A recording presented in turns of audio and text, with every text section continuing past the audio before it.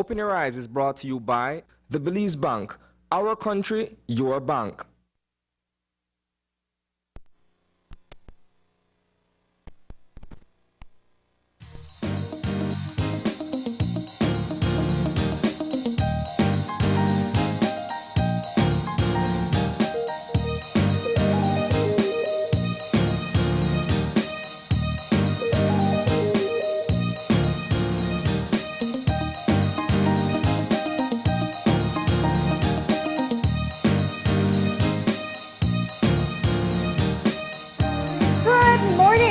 Welcome to Open Your Eyes. Start your morning right. I am John Palacio. And I'm Marlene Cuellar, and thank you for joining us this morning. It's a beautiful Friday morning, Belize. Things are looking great. We're in a lovely country, and we're so glad that we actually are opening our eyes with you. And we'll be taking a look at the weather shortly.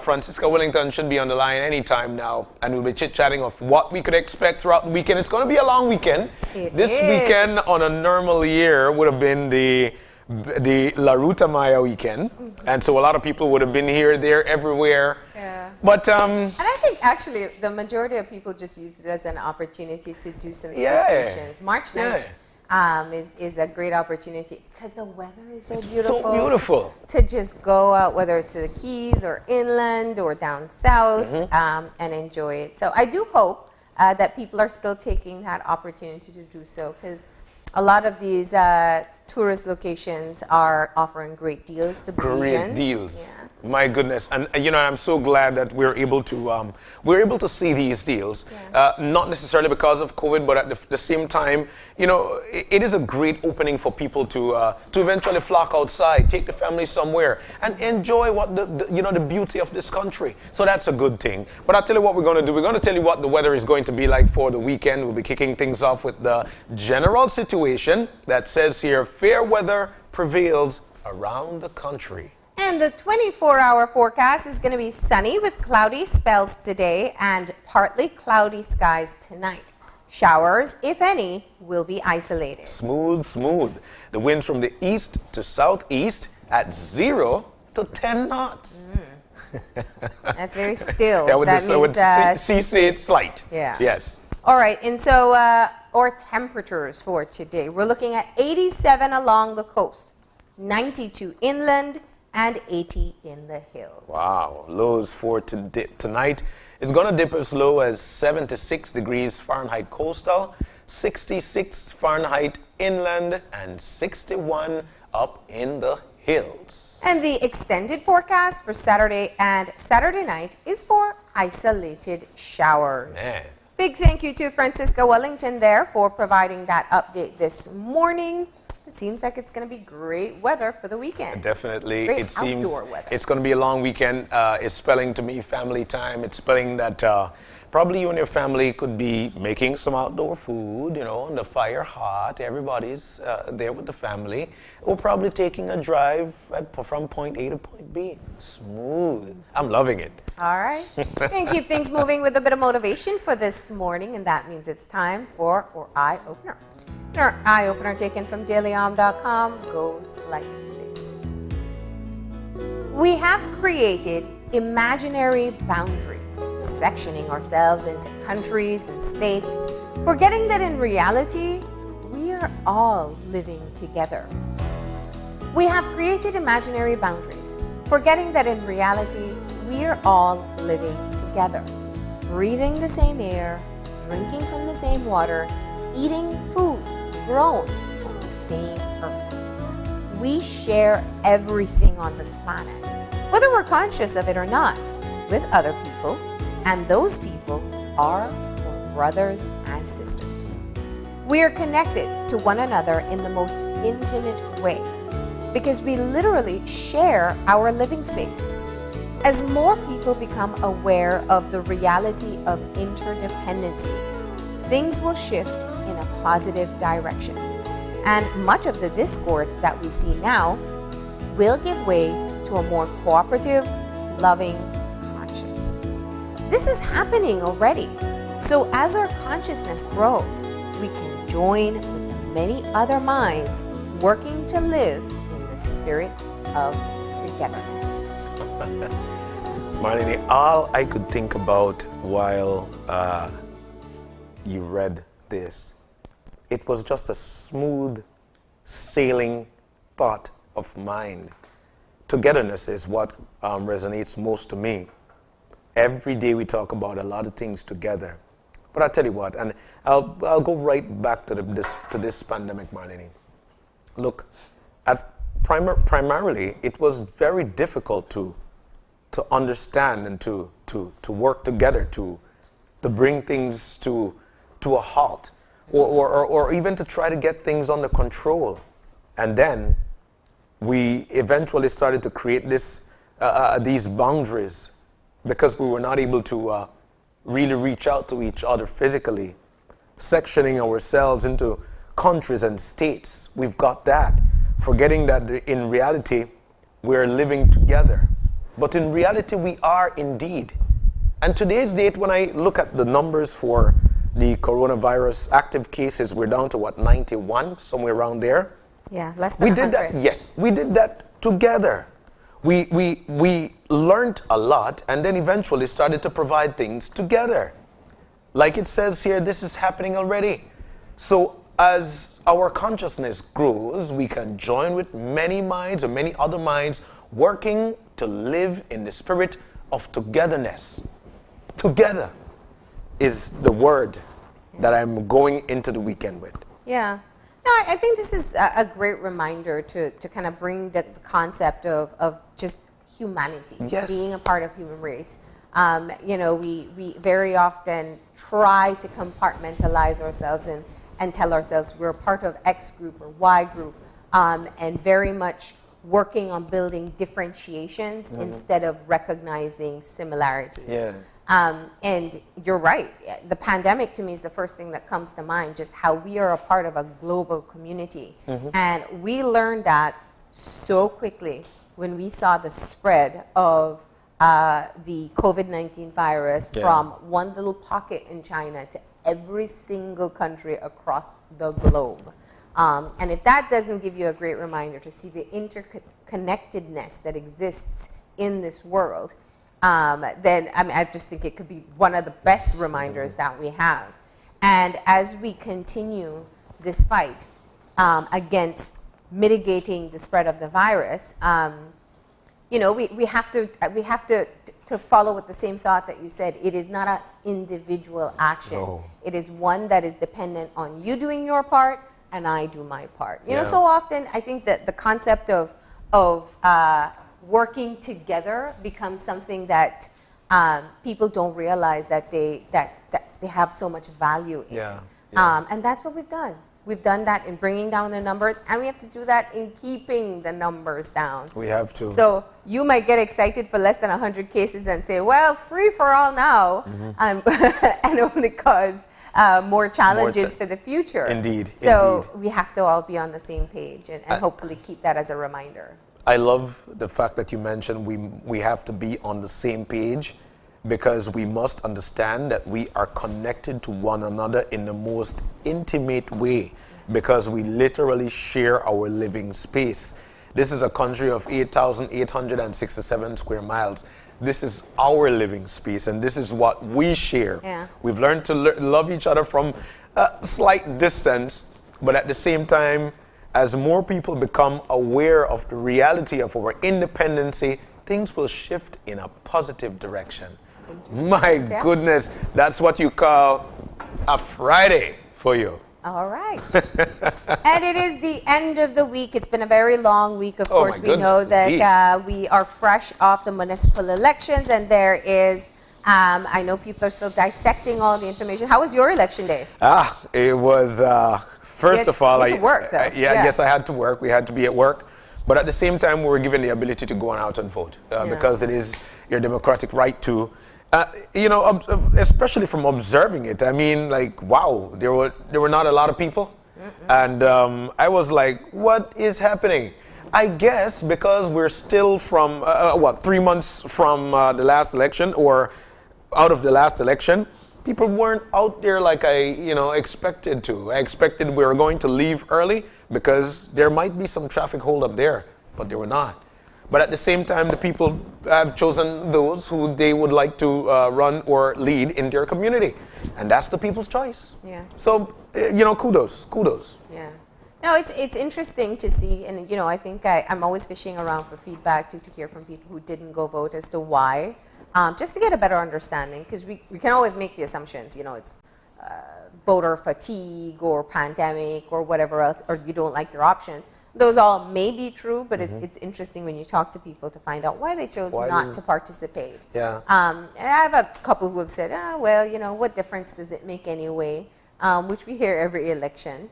And some said they just don't feel it. But Marlene, it was a very slow, lackluster campaign. You didn't get that, excitement that comes with. And there were, that wasn't there. And I think I spoke to my friends and I told them there is not this excitement of election. I'm not sure. Maybe not voter fatigue. Maybe it is. But the perception of it's not going to change anyways is caused. And that is caused by those who are actually who leads our country, or who we put to lead the country. One of the things that gripes me when it comes to the entire political atmosphere, it comes across more as a fight rather than there'll be work for you. It comes across more of a win for a party rather than a win for the people. And and I think that's one of the things, especially amongst the people that I would associate myself with. That's one of the loudest cries within them. This is not a win for a party. It is supposed to be a win for the people, because these are the folks who the people have chosen to clear the path for us.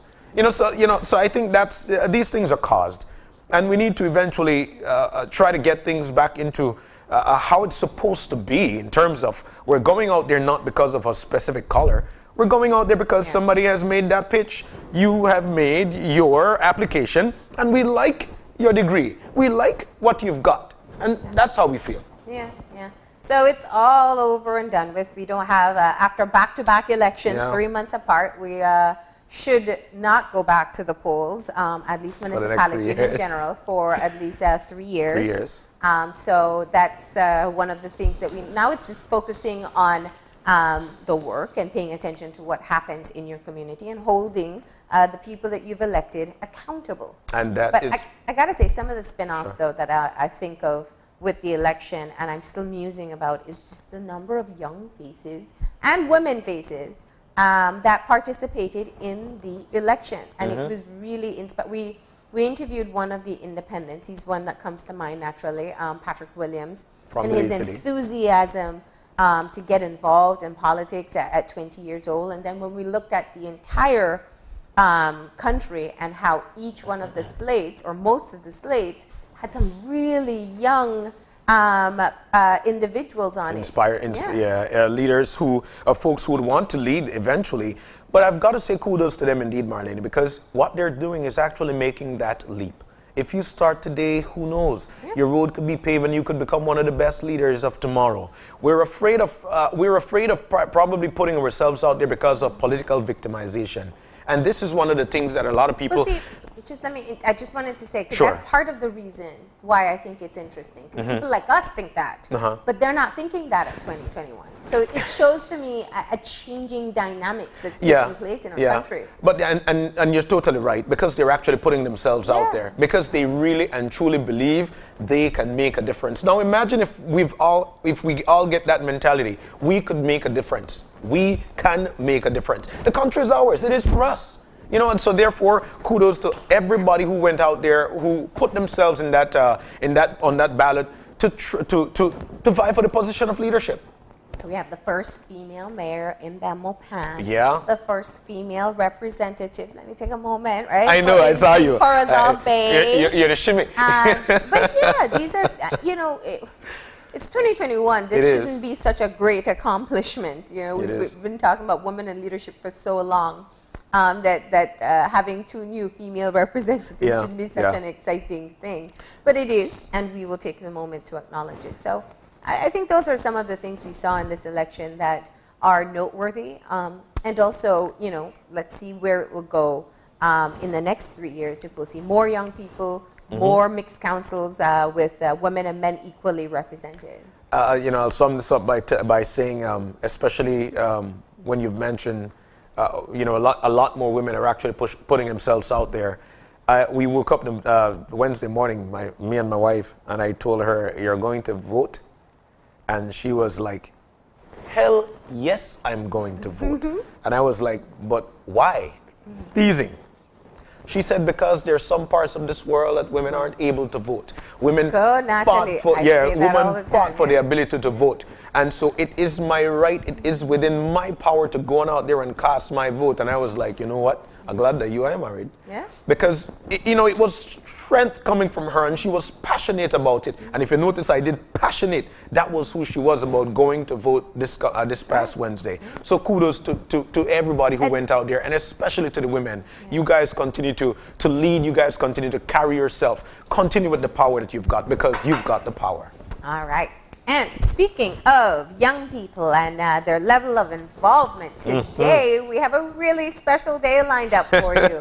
So International Children's Day of Broadcasting is typically celebrated the first week in March, the first Sunday in March. And so traditionally, on and off for the past few years, we have joined in on the celebration. And today here at Open Your Eyes, it's going to be a day where we celebrate children taking over the media.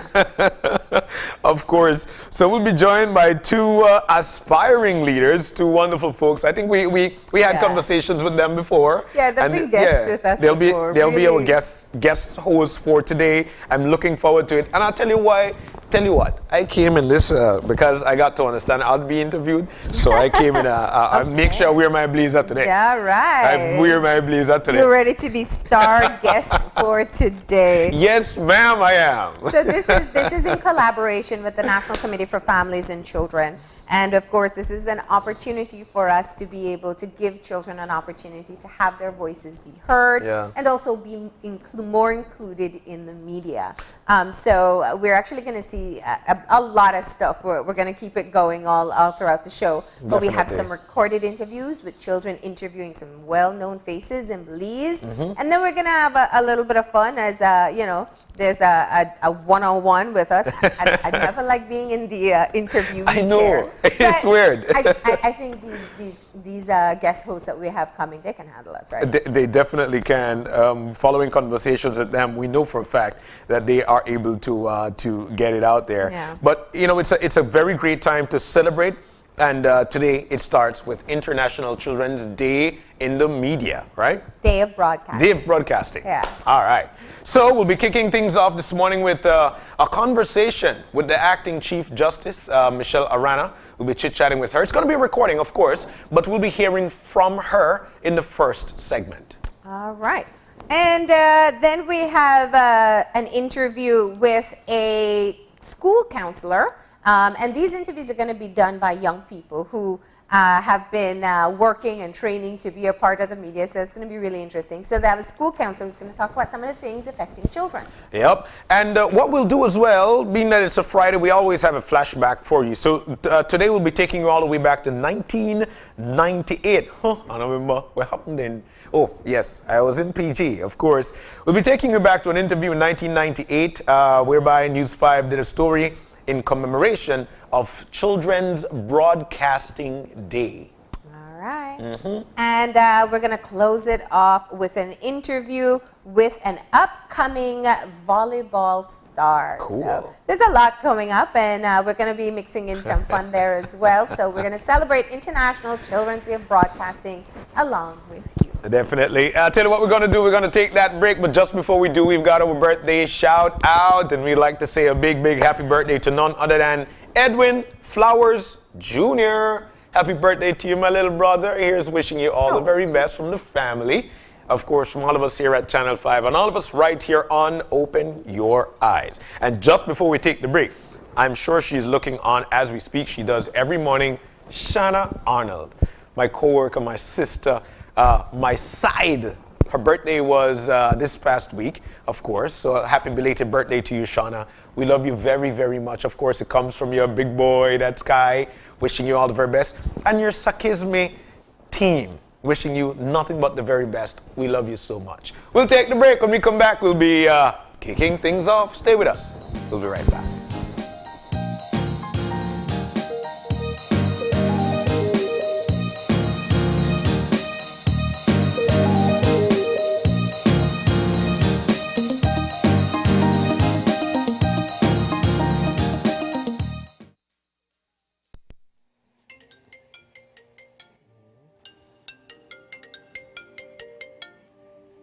Hello? Okay, sure, I'll be there.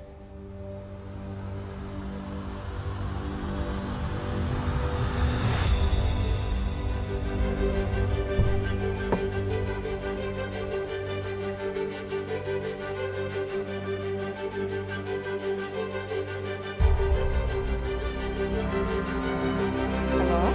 Hi, Mommy. When are you coming home? I really miss you.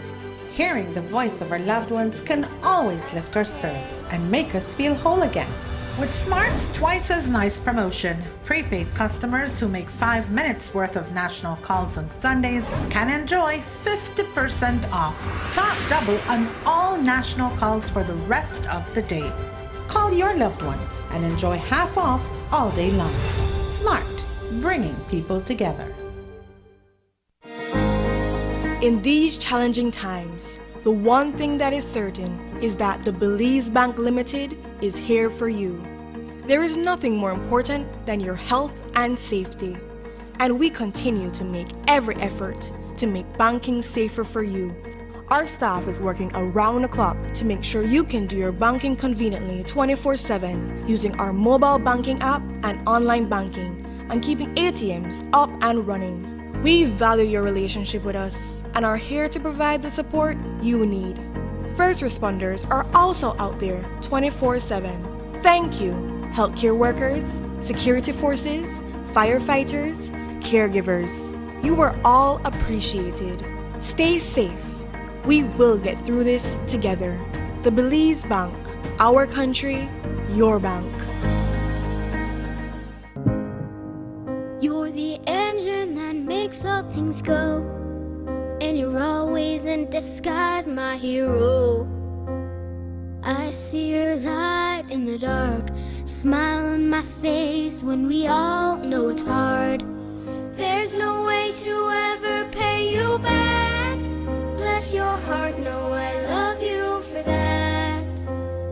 Honest and selfless, I don't know if this helps it, but good job. You're doing a good job, a good job. You're doing a good job, don't get too down. The world needs you now. Know that you matter, matter, matter, yeah. You're doing a good job, a good job. You're doing a good job, don't get too down. The world needs you now. Know that you matter, matter, matter. Actualmente, el virus de COVID-19 en el país sigue siendo una amenaza. Debido a que el virus nos necesita para propagarse de una persona a otra, podemos evitar que infecte a otros si practicamos el distanciamiento físico. Eso significa, manténgase al menos a 6 pies de distancia de otras personas. Evite el contacto físico. No se salude con besos, abrazos ni de mano. No se reúna en grupos grandes. Quédese en casa cuando los oficiales de la salud así lo indiquen. Utilice los medios sociales o el teléfono para comunicarse con los amigos. Evite los espacios cerrados y las áreas con mucha gente. Trabaje desde casa si puede. No visite a nadie que esté enfermo, en cuarentena o en aislamiento. Mejor, llámelos por teléfono. Protejamos nuestra salud.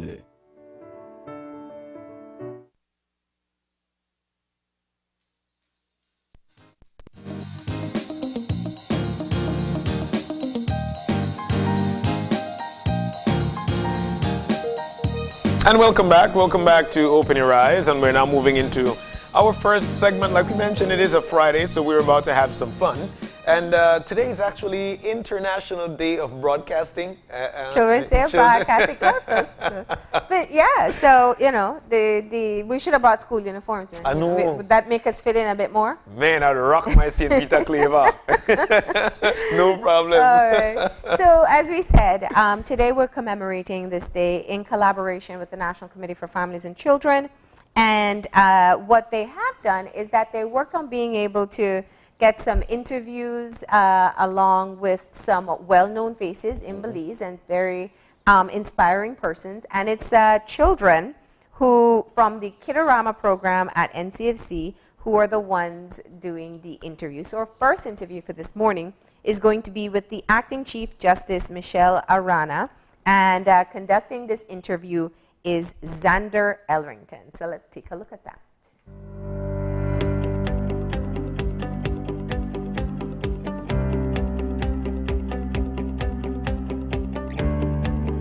International Children's Day of Broadcasting. Justice Michelle Arana was appointed the first female justice of the Supreme Court in Belize, January 2006. In April 2020, Justice Arana was officially sworn in as Belize's first female acting Chief Justice. She spoke with Kidarama's Xander Elrington to share her journey. Thank you, Madam Chief Justice, for taking your time out of your busy schedule to be here with us today. Madam Chief Justice, can you share a little bit about your background? Okay, thank you, Mr. Elrington. First of all, let me start by saying it's a pleasure for me to be here. I want to thank the National Committee for Families and Children for inviting me to participate in this very important event for the International Day of Broadcasting for Children. I'm delighted to be here and I look forward to this interview. I will start by saying that I was born right here in Belize City at North Street in Kings Park area. I was born to Mrs. Agnes Arana and Mr. Gregorio Arana. They were originally from Punta Gorda in the Toledo district. I lived at Racecourse Street as a child, and from there we moved to Niels Pen Road, where I spent most of my childhood. I used to go to St. Ignatius Primary School, and I used to walk from Pen Road to St. Ignatius every day, right, in the hot sun. But it was fun for us, you know. I used to then attend St. Catherine's Academy, after which I went to St. John's College Sixth Form. Okay, I grew up in a loving family. I have 3 brothers. I'm the eldest. We grew up in a very close-knit, supportive family. So that's a little bit of my background. Okay? Who or what inspired you to go into law? Well, to be quite honest, it started for me when I used to watch these television programs way back in the, I think, 1980s. LA Law and Night Court. But this Night Court was a very funny judge, and I found his role entertaining. It became serious for me in 1983 when my father passed away. I was in second form at SCA, and I witnessed the many problems and struggles that my mother had to deal with and settle certain matters after he had died. And that is when it occurred to me that this is a career that I should really look into for myself. And those are some of the life-changing events that helped molded my passion to become a lawyer. What type of schooling or training did you have to receive? I studied for 5 years to become a trained attorney at law. I studied at the University of the West Indies in Jamaica to get my Bachelor's of Laws degree. And then I went on to pursue the practical side to get my certificate of legal education from the Norman Manley Law School in Jamaica. Okay? Many years later, I went on to England to get my Master's of Law degree from the University of Birmingham. What is your favorite memory of law school? I have many, many memories, and it's difficult for me to pick a favorite. From the academic side, I remember particularly one Professor Ralph Carnegie. He taught us the law of contract. And he stuck out in my mind because I remember the first day he came into class and started teaching us from the middle of the course. Okay? What is the frustration of a contract? And we don't even know what a contract is. But that was just his own way of teaching. And eventually we caught on that this is his way. But he was an excellent professor. Brilliant man. Then we had Professor McIntosh. He taught us law in society. Now, the difficulty with that was he failed everybody basically. I don't know if it was a technique or what, and many of us were panicking because we said, how will we pass this man's course? You know, because we were top students from the Caribbean and we were not used to this kind of low grade that he was giving us. So we were fretting and panicking, and then eventually, around the middle of the term, he started passing us. You know, I guess he figured by that time we must have learned something by then. I don't know. But that was interesting. And then at law school we had the late Justice of Appeal, Boyd Carey. He taught us family law. And his technique was he used to use funny names for some of the legal scenarios that he would ask us to consider. For example, the names of some of the people involved would be Mr. and Mrs. Potush, or some ridiculous name like that. So that was one of his techniques of making something that could probably be a little bit boring, entertaining for his students, while teaching us sound principles of family law. But for me, my favorite professor was retired Justice, President of the Court of Appeal, Justice Dennis Morrison. He had this way of making each and every student in his classroom feel appreciated, heard, respected. Very brilliant man, you know, and he's an icon in law in the Caribbean. Okay, he's very humble, brilliant, and very, very dedicated to law. Okay, so those are some of my fun memories. On the fun side, because it wasn't just studying for me, I will be quite honest, I had a lot of fun. My father used to be a lecturer at the Teachers College, and when he would go to the Caribbean to correct CXCs, right, the exams that people used to take after high school, he would bring back Bob Marley records for me, and that is when I started to first develop a love for reggae music. So among my many memories of studying at law school in Jamaica in particular was attending concerts. Okay, either on campus, because the artists would wish to come and perform for us. They know most students don't have money, so they would come to the campus and perform for us. Fantastic concerts. I got to see artists like the late Gregory Isaacs. I saw Barry Hammond probably 2 or 3 times because I love him. I saw Yellow Man. I saw Rita Marley. You know, many of the Third World, one of my favorite groups. You're probably too young to know about Third World, but that's one of my favorite groups. You know, so these were some of the artists that I used to enjoy, you know, on my downtime as a student. And then I had this good friend. She lives in Washington, D.C. now. She's a Trinidadian. We would go to each and every concert. We didn't miss any. And we would be right up in front underneath the speakers so that we could hear every word that the artist was singing.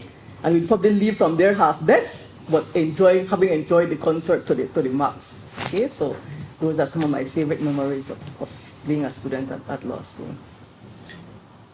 In law school, did you ever think you will someday become the Chief Justice? Not at law school. I was always focused on eventually becoming a judge. And I dedicated most of my career towards this goal, right? I think it suits my personality. I'm by nature a very quiet person unless I'm upset, but generally I'm very quiet. And I like delving into problems and looking for solutions, after listening to everybody, applying the law and coming up with a solution. It might not please everybody. Most times it won't please everybody, but it's the solution that the law requires you to make in the situation. So I didn't think if I'd ever become Chief Justice initially. But as time progressed and I became more experienced as a judge, I said to myself, well, probably eventually this might be something that I could do. You know, but it's not something, to be honest, that I went out to seek or I craved.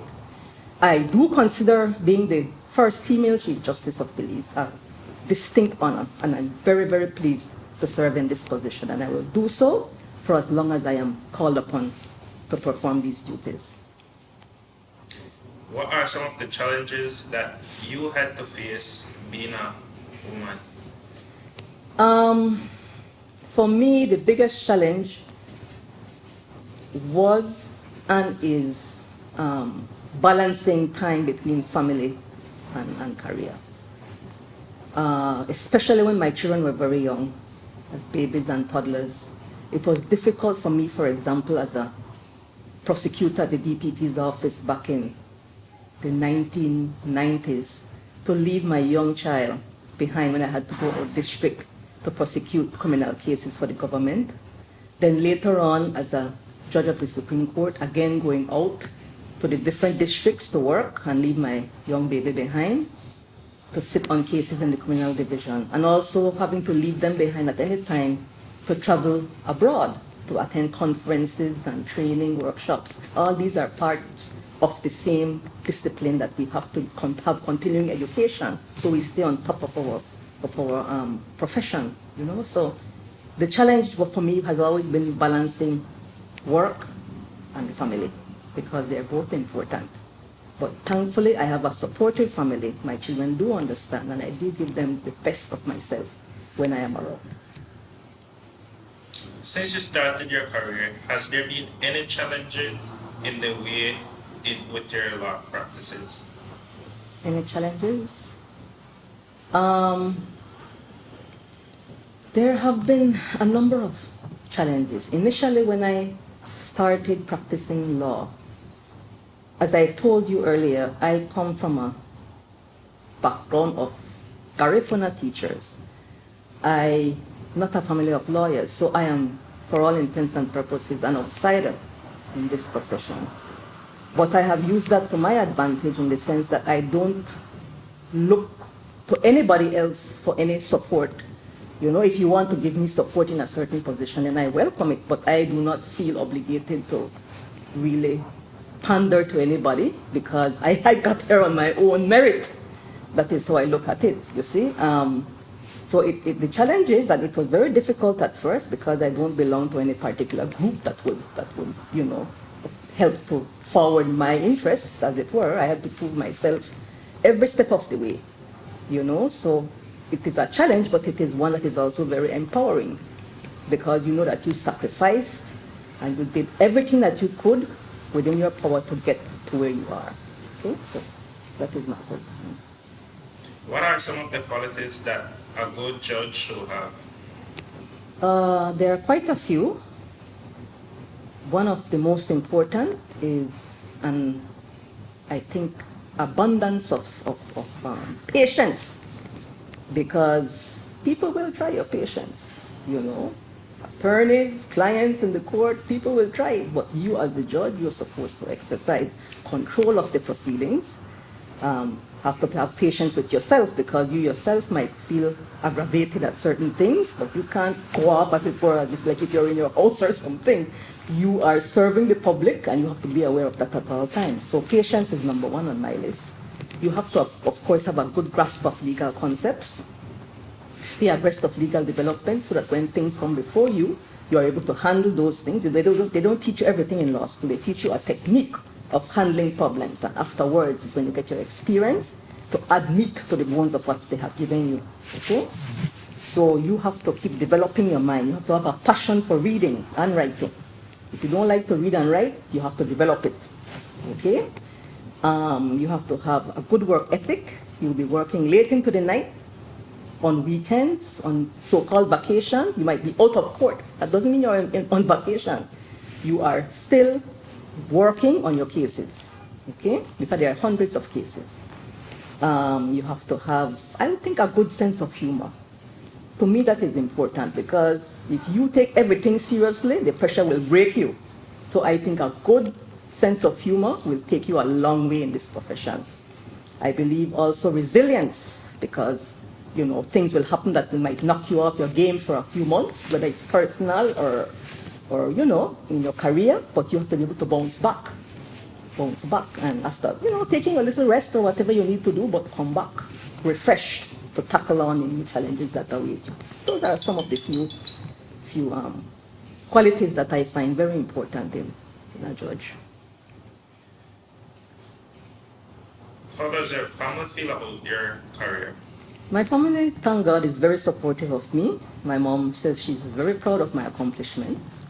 And I thank her for her guidance and support. My children understand that, you know, at times Mom has to lock herself in her office and just work, and you can't disturb me for this period of time.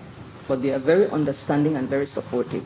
And if they get annoyed, like my daughter, she will tell me, okay, enough of this, but I tell her, I have to do this now. Give me 2 hours. After that, I'll be able to do what I need to do with you. So my family is very loving and supportive. Over the years, have there been cases that have affected you personally?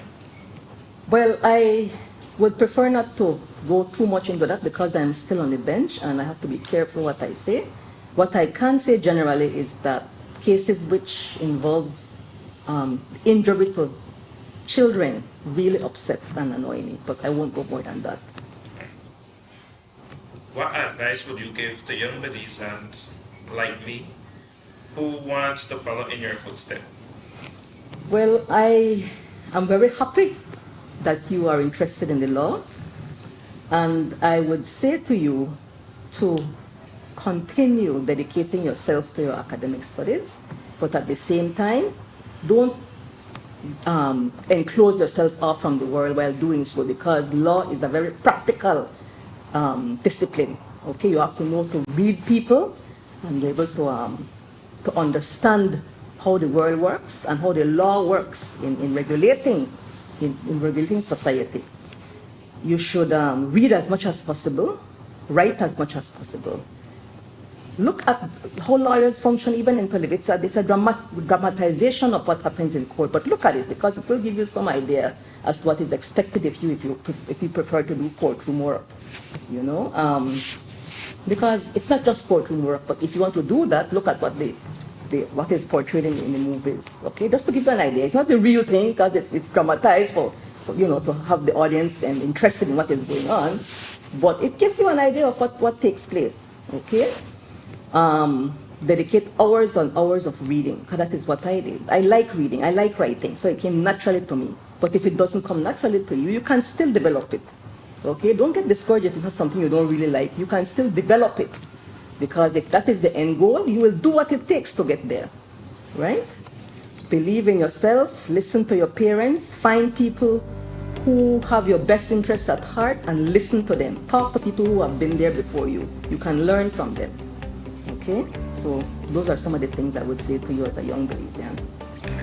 Thank you for your time, Madam Chief Justice. That will be all for today. You're quite welcome, Mr. Elrington. It was a pleasure. As a part of the international... There you go. That was great. That was excellent. She had always been inspiring, Justice Michelle Arana. I've always looked at her as a leader as well. I've always admired the way she carried herself.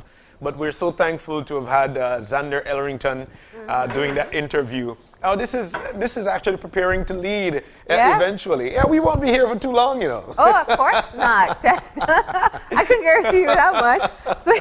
But the issue, I think one, that she was open to do an interview with a teen reporter is just so great. And secondly, some great words of wisdom coming out there. And more importantly, when you get the stories of people who are on a journey that you only recognize where they are now, because professionally, it's so important that we can get that backstory so people can understand the work, the dedication, the rebound from obstacles or from challenges that you may have, and the persistence that it takes to get where you want to go. So I love when you can be able to get that story, especially from notable Belizeans in this country. But of course, she summed up by saying, especially to the younger generation, sit and talk to people who you could learn from, especially when it comes to positive stuff. So that's a great sum up by the Acting Chief Justice, Madame Michelle Arana. We're so thankful to have had you with us this morning. Thank you so very much, and enjoy the weekend. But indeed, we will be having our young hosts coming up in just a few. So we've got this break coming up. When we come back, they will be flipping the script. What kind of script? You'll see when we come back. Stay with us.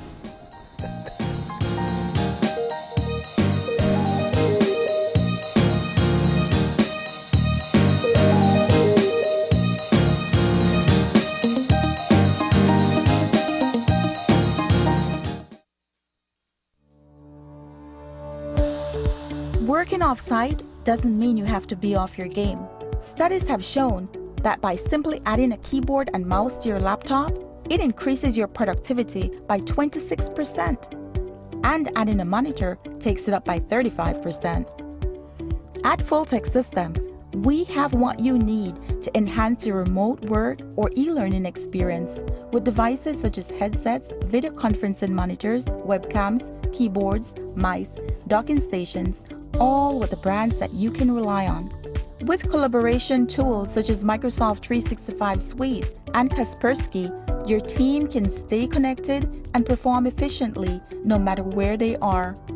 Fulltech Systems, your trusted technology center, where you'll come for the price, but stay for the service.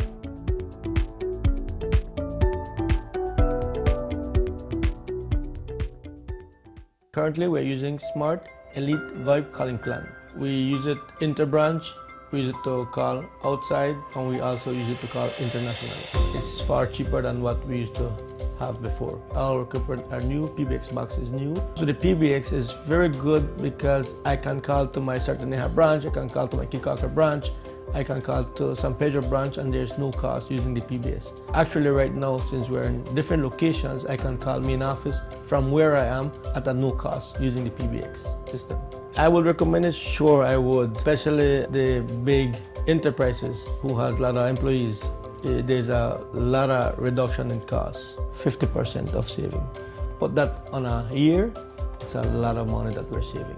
Money that we could return to our members since we give back dividend to our members. Visit our showroom or call 670-6710 to find out how Smart's corporate plan and PBX systems can benefit your business. Consultation is free.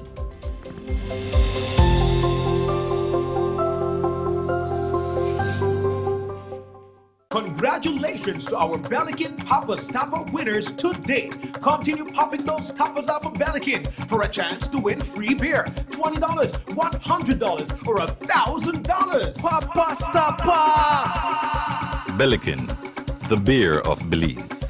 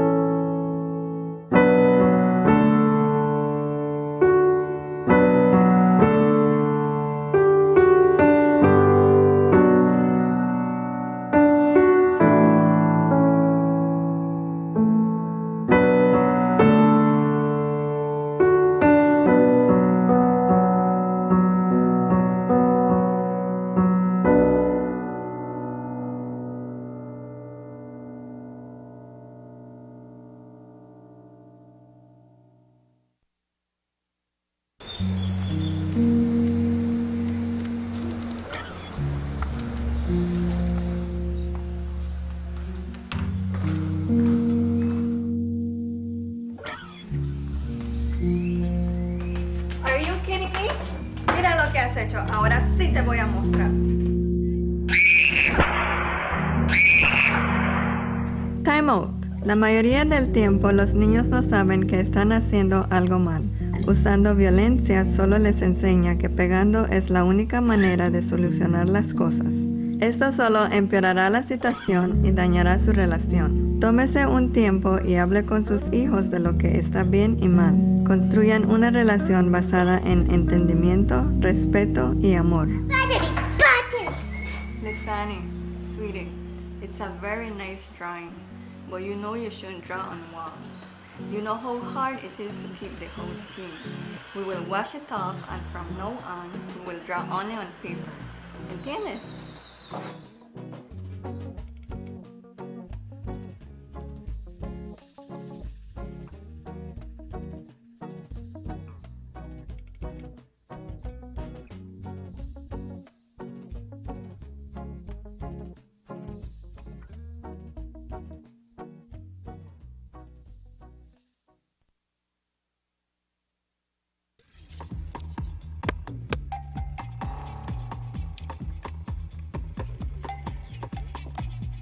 Man, ready to start this game or what, man? Boy, you don't see the ball on the come yet? So what they talk about here? Well, right now we discuss this new idea of a pay for public water. Why not like that the idea? They none at all, because we dey use water all this time and we not have to pay for it. So why we have to pay for water now? Listen, I work for the water board and I can tell you now, it costs a lot to provide clean water. First, you have to build a reservoir, then run the pipe. I know that somebody have to treat this water to make it safe, to make we could drink. Well, my chairman say, if we not pay for we bill, then we can't continue keep us with clean water. Guys, think about it. We spend money on everything else essential to our well-being. Light, food, phone, why not water? Everybody else I believe have to pay for their water. Well, me don't pay for my water every month. Because me want my picnic go get clean water every time. But I never made to think about it like one for true, you know. But I realize why it makes sense to have to pay for water for my family use. Boy, it makes sense. But look there, the ball a come. Make we go play a game. Join the clean water revolution and pay your water bills. It's an investment in life. The Department of Rural Development is working on achieving Goal 6 of the Sustainable Development Goals, which is to ensure access to water and sanitation for all.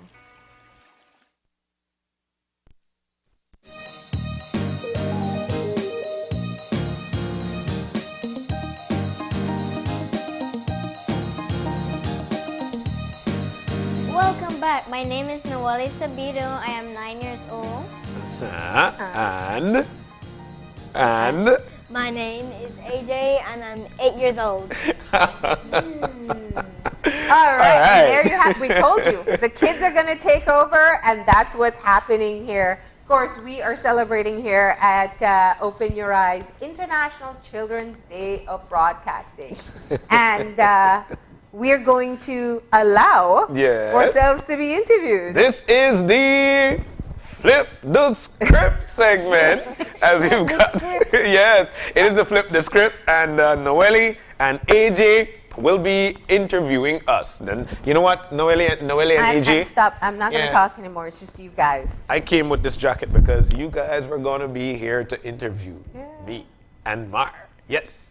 So let's start with it. You ready? Yeah. What are the questions? No hard questions, please. No, there's simple questions. That's what I think for you. No, I won't jump out of an airplane. No, I won't swim with the sharks. And yes, I love to eat rice and beans. Okay. Let's start. All right, so my first question is, what is your most favorable experience when it comes to your job? What is most rewarding about it? Most rewarding about, that's a great question. And you told me it wasn't going to be hard. Yeah. The most rewarding thing about my job sitting here at OIE is actually, this is like a university whereby you get to learn everything possible. And that's the most rewarding thing. It's like I'm at a university, I'm at a school, and every day I learn something new. Yeah. And so, did you always want to be in the media, or did you have like another dream career when you were a kid? Great question again. Great question again. No, I wasn't thinking about being in the media. I actually wanted to be an airplane pilot. Wow. That was actually what I wanted to do. And I tried once. I got behind the wheels of an airplane and I did what I had to do. And it was scary, but it felt so good because that's what I wanted to do. And then I landed right here in the media. And it's nice. It's basically who I am. Well, yeah. Well, it seems like you got used to it now and being in the media. So, what advice would you give someone, like a young person who wants to host a show? Because, like, some people already have their own YouTube channel and some are just starting up. And even some people, they even, like, go live on Facebook. Okay. What can you tell them? I'll tell them first, figure out what you want to talk about. Figure out what you want to talk about. Learn as much as possible about it. And as long as you know most about it, you'll come across as you know what you're talking about. Once you do that, then what will happen is that people will tend to understand the information better that you're trying to bring across to them. So my advice to them would be, learn what you want to share with people, and as long as you share that across, it will come across the exact way you want for them to learn it. Okay, so this is the... Alright, so when you guys were like kids, like several years ago, about my age... Are you calling me old? I'm not calling you old. Alright, so like, is there a memory that of your childhood that you think about sometime, and why that memory? That's a great question. That's a great one. And I think I always talk about it on here. I grew up in Punta Gorda, and I continue to say that. I left Belize City when I was 4 years old. I could remember that day. Childhood memory would be, good one or bad one? A good one? A good one's good, or I don't know. I could give you both. There was this one time I went to my aunt's house, and we picked pepper. And because Did you eat the pepper? Hold on, let me share this one with you. So check this out. We picked the pepper. I think I picked about 6 of them, and I put it in my pocket. And when I went back home, I was about 7 years old. Yes, I was 7 years old. I can remember the color of the pants I was wearing too. It was a long navy blue pants. We went home, and when we went home, we started to play football, so I forgot the pepper in my pocket. And we started to play football, and we fell a lot, and all of a sudden there was this burning sensation on my leg. And I was like, but the pepper was in, the pepper was out there. So you know, that's one of those memories. Of course, going to school with my friends. I can remember all those school trips that we took to Blue Creek in the Toledo district, to them that's doing that back then had the butterfly farm. Those things are great memories. How it used to rain a lot in PG, what it sounded like on the rooftops. Those are great memories. And whenever I hear it, all I could think about is back home in beautiful PG. Okay. Yay. Okay, so when you were growing up, what would you say is your biggest regret and why, and how did you overcome it? But you're asking hard questions. My biggest regret. You never asked me that, right? Tell me she's going to have her turn. She's going to have her turn. But my gonna... biggest regret, if there was a regret, honestly, I don't know how to answer that question. And my reason for that is because I can't think of anything that I regretted growing up. Simply because in today's date, everything that occurred back then now mold me into who I am today. Everything back then have now a meaning. Everything that occurred back then that some folks would describe and say, you know what, man, I regretted this happening, is actually for the better for today. And if those things didn't happen today, yesteryear, or when I was younger, I wouldn't be here today talking to you, talking to him, and talking to her. And so I don't think there's anything that I regretted. Okay. Okay. So, so did you like school when you were little? Were you a good student? Like, did you study hard a lot? Did you finish your homework? Why are you laughing, Marlene?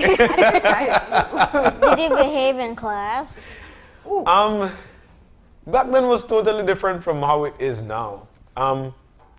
We used to get spanked, man.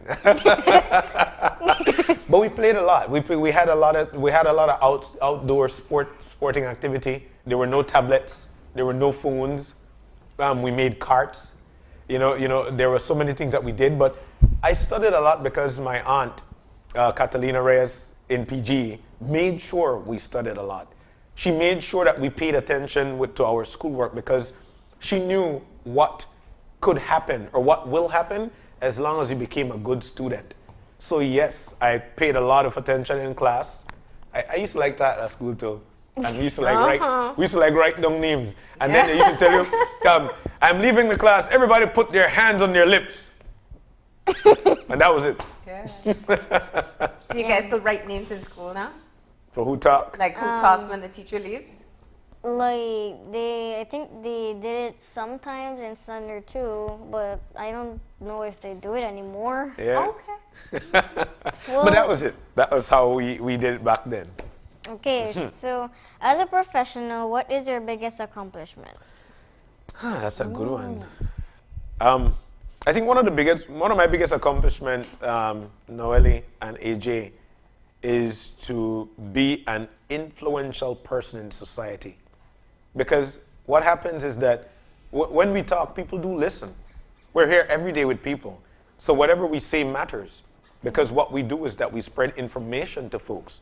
So we become influential. And I think that's one of my biggest accomplishments. Interesting. Mm-hmm. Okay. So how important is family to you? Your family at home and your family at work? Very, very good question. This is a good one, Mara. Ooh, I got this. Okay. So how important is my family to me? I tell anybody this, especially for the family at home, my wife and my kids. My family is my ultimate strength. They're my ultimate strength, Noelle and AJ, simply because I wake up every morning knowing that the strength that I have will be the strength that we carry out throughout the day, that will help us to love each other, that will help us to care for each other, that will help us to put food on the table. So your family at home, which to me is my ultimate strength, is the most important. Now my family at work is this.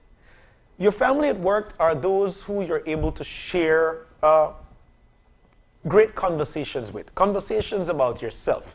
Great laughter, just as you share at home. A great joke. Eat something together. Learn from each other in your professional environment. And I think that is another great accomplishment of having great, and all those people in there, in the control room, having great family at work. Because what we do is that we learn from each other. Okay. Mm-hmm. Okay. Any other questions, Your Honor? All right, and my last question is, how do you stay so happy and positive? Because a lot of people during COVID-19, they're not at best. How do you stay happy and positive at this time? That's a hard question. Why do you ask me hard questions? I'm not. It's like, to me, it's so simple. They should be a bit easy to answer. How do I stay happy and what? Positive at the same time. Happy and positive. How do I stay happy and positive? During COVID-19 lockdown. I think it's happy and positive comes from togetherness. And togetherness comes from your family at work and your family at home. And I think that's what makes me happy and positive at the same time, because we carry the message with each other. Wash your hand, social distance. You see we're 6 feet apart. We're about 8 feet apart. Me and Dreams are about 13, 15 feet apart. He's moving further Me and away from AJ is you. about 4 feet apart. So that's the happiness. That's the happiness and the that I share, or that I grasp within. That makes me happy and positive. That we care for each other, we love each other, and we care and love each other so much that we take care of each other. And that's why we are able to thrive the way we are at this particular point during a pandemic. Okay. And I like crabble. If you like crabble, did you ever try cow foot soup yet? I tried cow foot soup. Yes, I've tried that. You want to know what are my favorite food? Do you like the cow foot soup? Yes, I like cow foot soup. I haven't really tasted it, and I don't think I'll ever like it. It's nice. It tastes great. You should try something new sometimes. I know, but like speaking of cow foot soup, it makes me the reason why I don't want to try it is because like it makes me think that maybe the real cow foot is in the soup. All right, what if it was called? What if it was just called cow soup? I don't know. Anyways. All right. That was fun. Yeah, that was. Yeah. I really loved it. Thank you so much. AJ. Thank you. Uh-huh. Now for my Chef question. AJ. Don't Yeah. ask me if I can cook. She's good. She's good.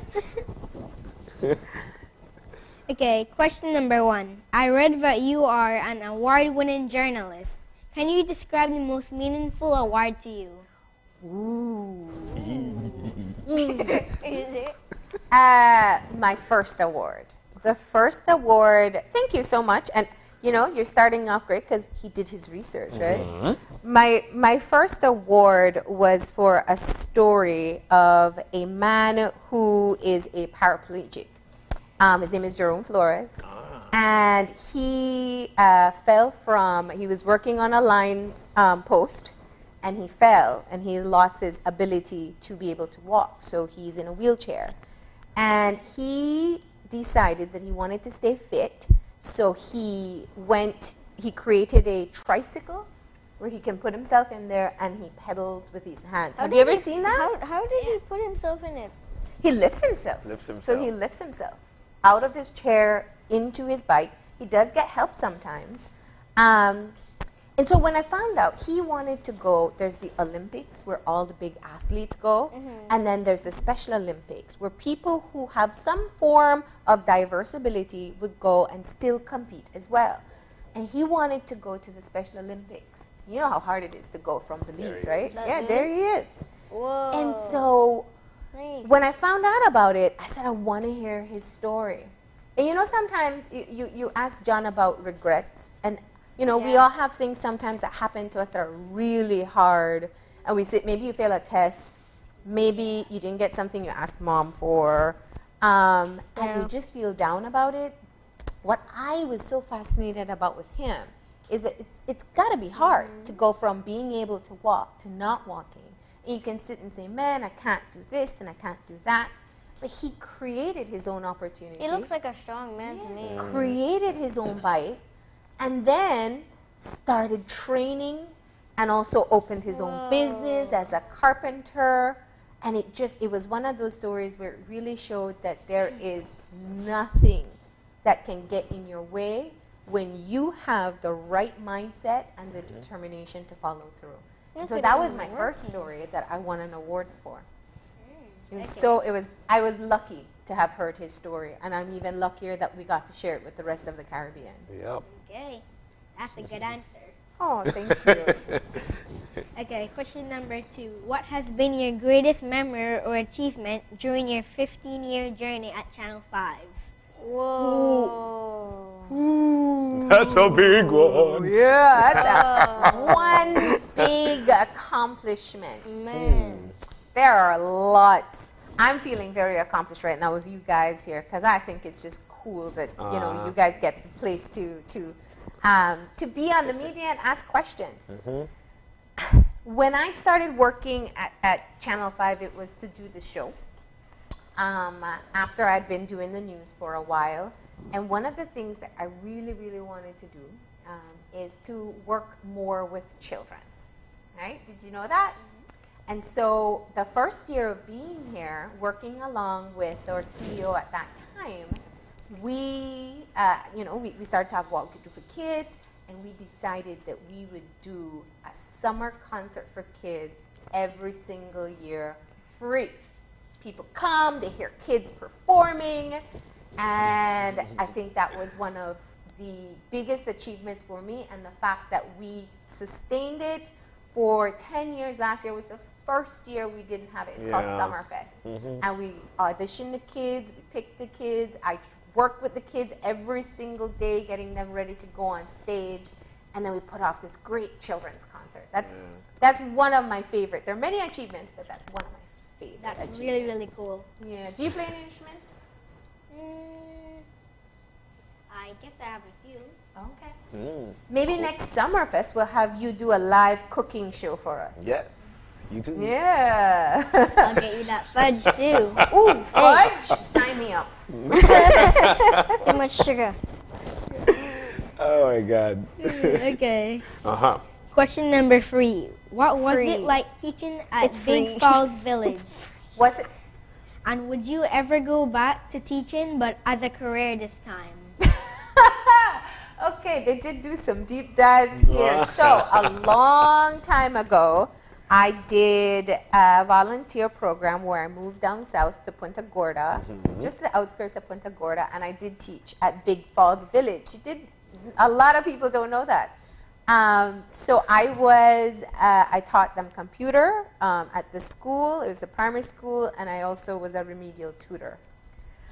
Teaching is hard. Like 10 million things. Yeah, but teaching Tell is me about hard. it. Tell me about it. Yeah, do you teach?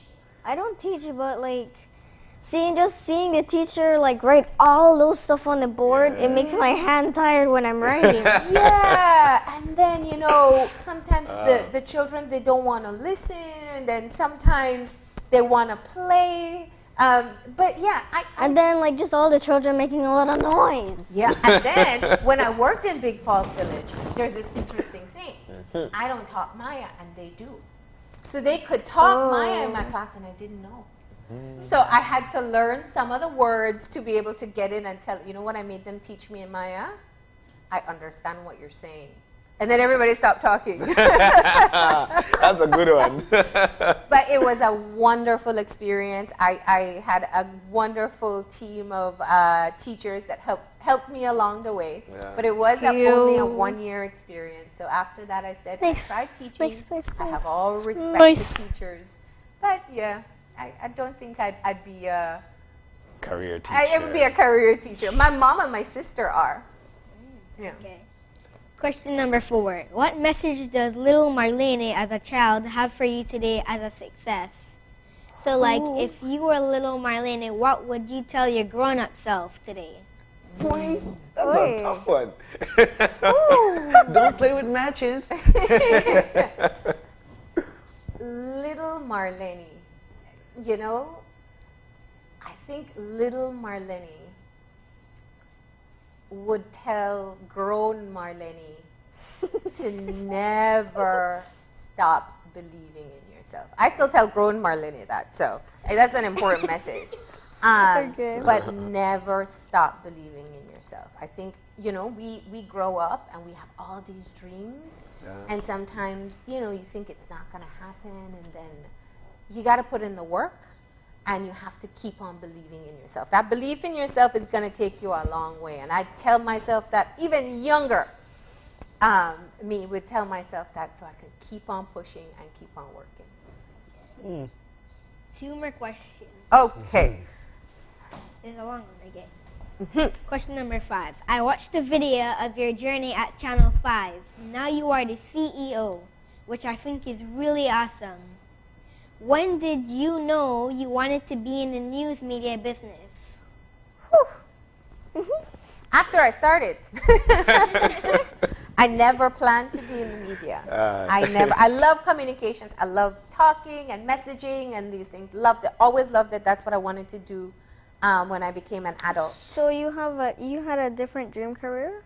As a kid, well, if you don't know, you should know one thing about me. I love dogs. Love dogs. I wanted to be a vet. I like cats better though. and Ray like other pets too. Yeah.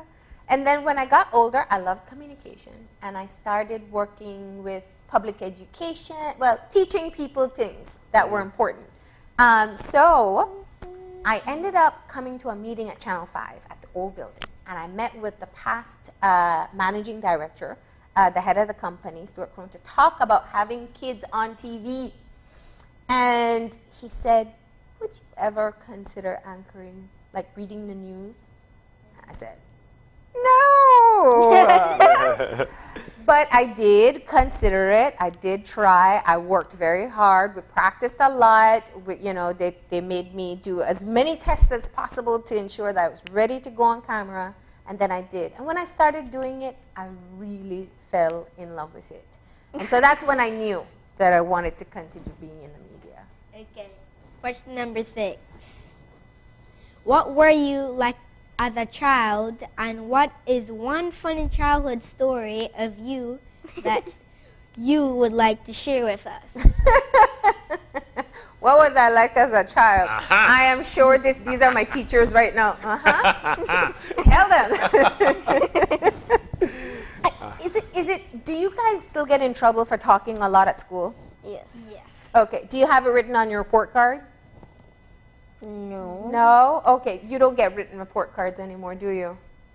That's just how old we are. But in the back of the report cards, they used to have like your summary of what the teacher wants your parent to know about you.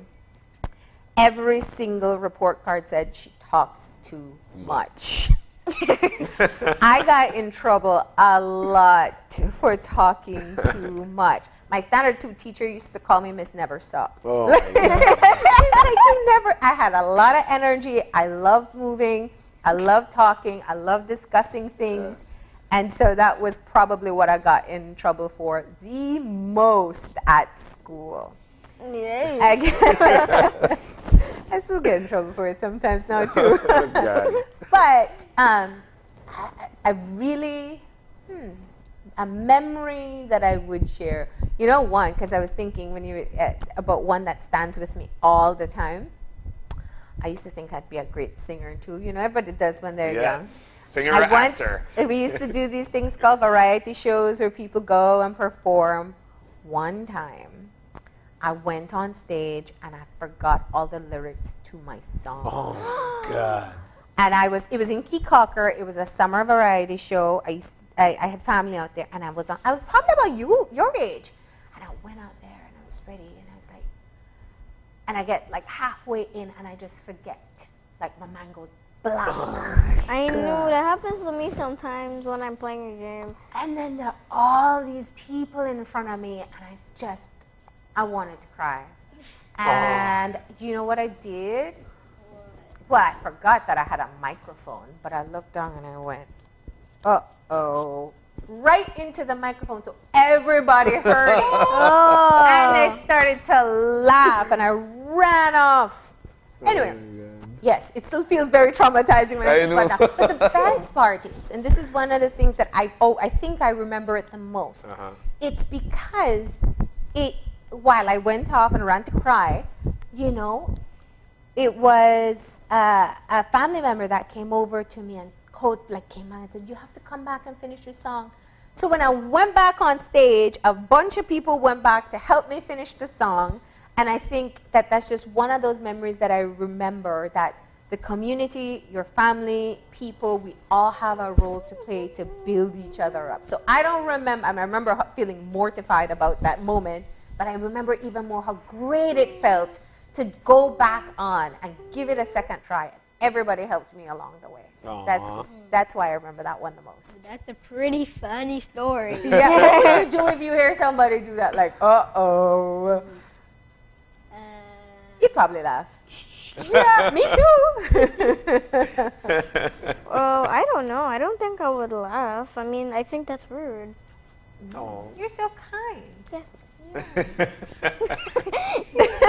You're laughing now. All right, any more questions? Nope. No more questions? You guys did your research, man. Yeah, we liked it. Yeah? Do you have any other questions, Ollie? No. Oh, I'm so antsy to ask them questions. How do you feel after you did your first interview, your first live interview? Good. Good? And you? Excellent. Excellent. Great. And how much time did you spend getting ready for today's interview? Like about an hour last night. Oh, okay. Wow. And for you? I would say the same. Okay. What went through your mind when they asked you to come on TV to ask us questions, AJ? I didn't know that. I thought it was a joke. And Noeli? The first thing that came to my mind was like, yes, I'm going to be asking the grown-ups questions. Okay, so if you could ask your teachers questions, what would you ask them? I'm not sure. I don't really know. What about if you could ask your mom questions? What would you ask her? What would you ask her? I would ask her.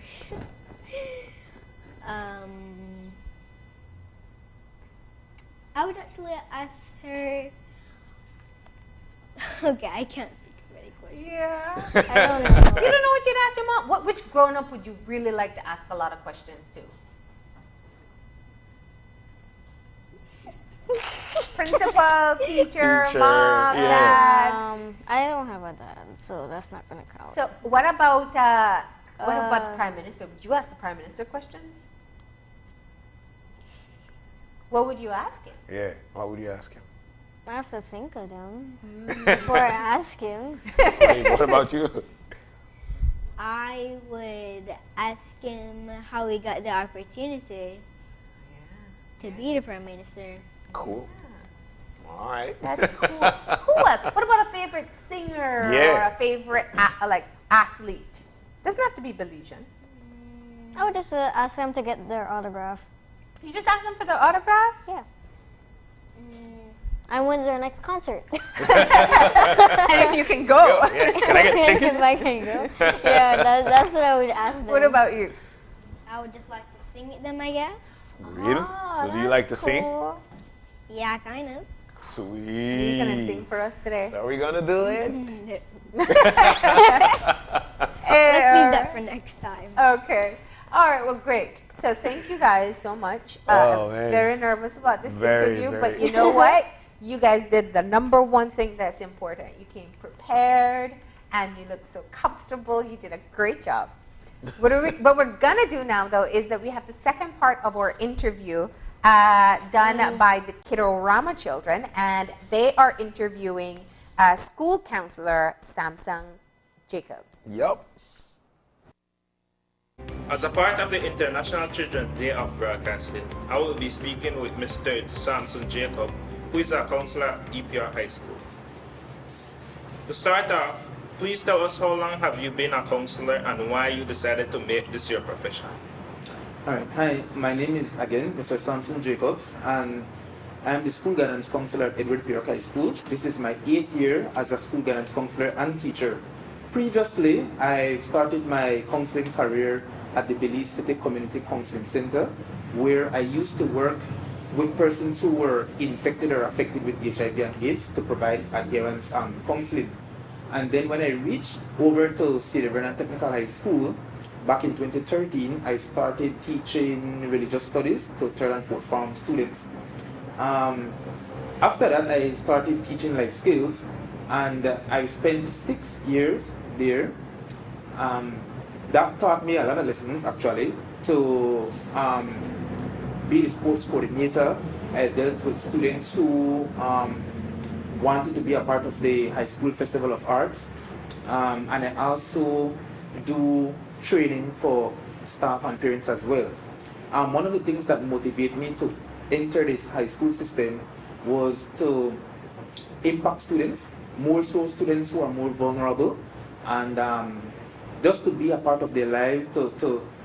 Normal society would write them off, and so my role then was to try to give them that sense of hope that, you know what, there's light at the end of the tunnel, and we can move you from that point A to point B in terms of your literacy and numeracy, and in terms of your behavior as well. Over the years, what have been some of the issues that students have been dealing with? Over the years, students have been dealing with issues such as relationship issues. They have poor communication with their parents. There is teenage pregnancy, gang relation issues. We've also seen issues where students reach the point that they want to commit suicide as well, and there's a lot of mental issue as well, right, that are affecting students. And so what we try to do as school counselors, we try to put interventions in place to try and support them, whether it's support group, whether it's internal support system or external support system, and we try to partner with other stakeholders to try and work with them as well. We are still in the coronavirus pandemic. Have you seen any changes in the type of issue young people are dealing with? Yes, there has been an increase in cases such as financial issues. We realize that a lot of the parents, because of the coronavirus, they either got laid off from their job, or some of them are on 50% salary, and so some of the students, more the senior students in third and fourth form, they would come for recommendations to get job to help the family. We have a lot of grief and loss. Some are as a result of the coronavirus, while some is just regular sickness that the parents passed away with. We have issues such as students lack motivation in terms of the whole online learning and teaching. Some don't have any kind of experience using technology as well, right? And then some, because they do not have any support at home, that affects the whole their whole performance with the online learning and teaching. How important is it for young people to have someone to talk to? I believe it is important. Even even when I was a teenager as well, I did not have that avenue at home for me to freely express what I was going through, and most of my support came from my teachers at school. And so I believe that parents need to be more to build that rapport with their child or their children. They need to communicate with them, and once they set up that barrier, children will find it difficult for them to go and express whatever they're going through, whether it's school issue, personal issue. And I believe that if the home does not provide that, students also have teachers or even school counselors or even lay persons or even their best friends that they can go and talk to as well to express what they're going through. What are some of the challenges that teachers are facing during this time? Challenges that teachers are facing? A lot of teachers are faced with challenges such as the students not being able to produce quality work. Some of them aren't doing any at all. Some of the students, they log on, but they are not physically around the computer.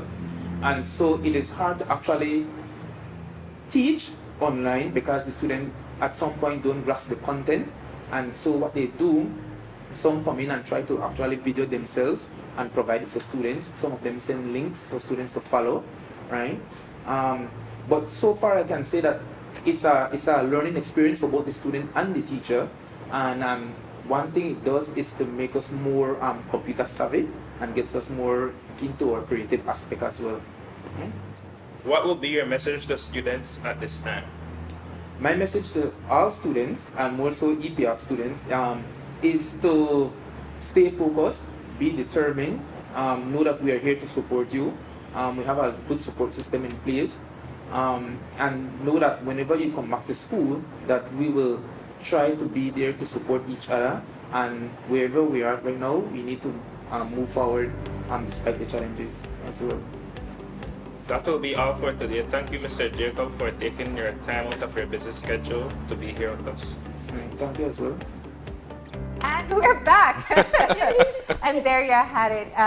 School counselor Samson Jacob talking a bit about some of the things that children may be going through. And of course, we had Zayden Elrington from Kidorama doing that interview there. That's right. If you are just tuning in and you wonder why I have this lovely, intelligent little girl next to me, it's because we're celebrating the International Children's Day of Broadcasting, where children get the platform to have their voices, to make their voices be heard. That's right. And to introduce some children's programming along the way. This is something that actually here at Channel 5 that we have celebrated for a very long time. And so long ago, in fact, that our Flashback Friday is taking us back to 1998. How long ago was that? Lots of years ago. I like your answer. 1998. 1998. Lots of years. Where we had our then News 5 reporter commemorating International Children's Day of Broadcasting. So let's check that out, and then we're going to go to a break.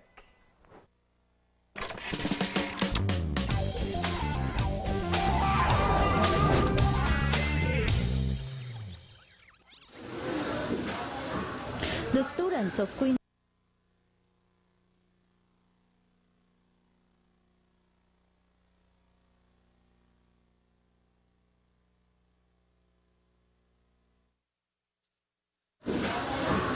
The students of Queen Square Anglican School were more than willing to tell us what they want to be when they grow up and why they like school, but they also spoke about serious social problems facing children today. Well, I would like to be a nurse because I would like to be what my mother was, a nurse in England.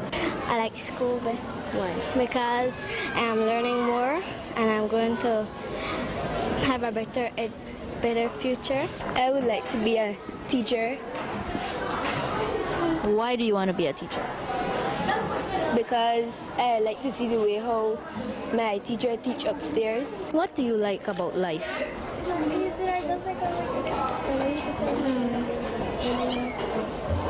Everything, just to go to school and have fun.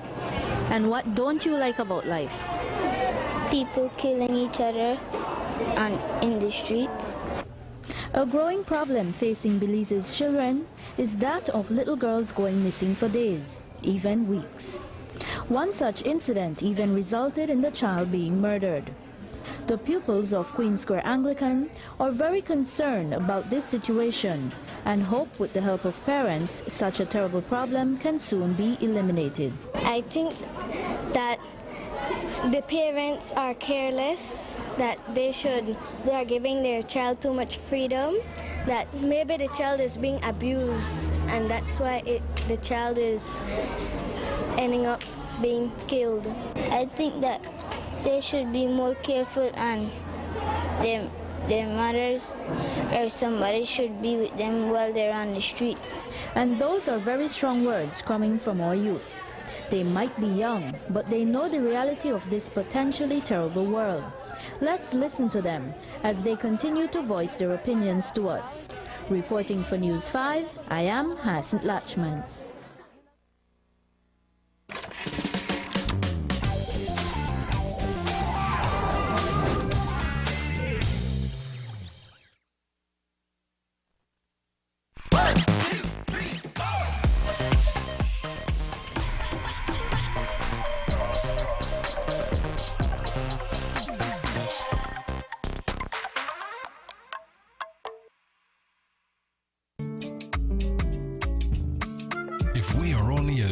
Our families, businesses, institutions, and the communities that surround us.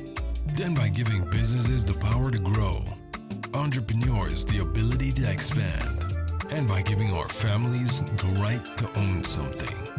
The Belize Bank gives you the power to build a nation, our nation.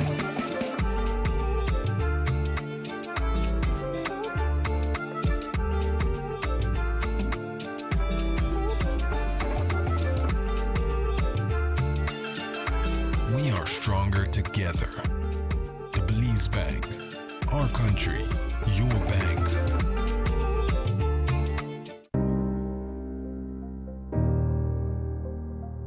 Are you traveling?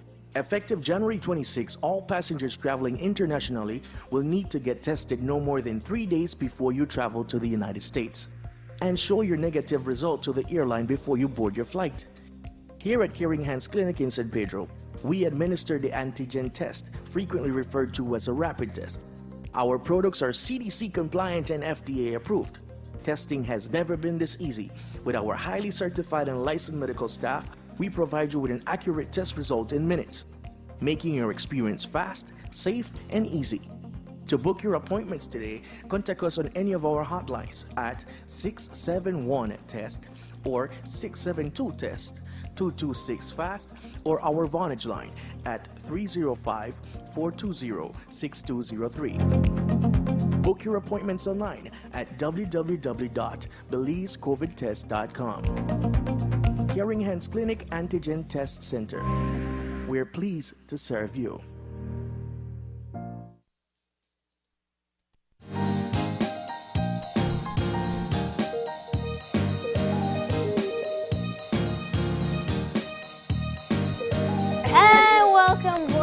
Yeah, welcome back to Open Your Eyes. And yeah, we're now moving into is it our final segment? Is it? No. No, we got to understand you'll be singing for us in this segment. Is that true? No. Oh. What are we going to do? Yeah, what are we going to do? Well, we're going to ask you things about primary school. What? Yeah. That was a long time ago. But, yeah. All right, so... That's the point. I didn't get a chance to study. Yeah, we didn't study. I didn't study. This is like a pop quiz and I didn't study. Well, Yes. did you like throw away your notebook? The dog ate the homework. Don't blame it on your dog. Yes, don't blame your dog. Don't blame the poor doggies. All right, so you guys... So wait, what kind of... I need to know. What kind of questions are we asking? Are you going to ask us?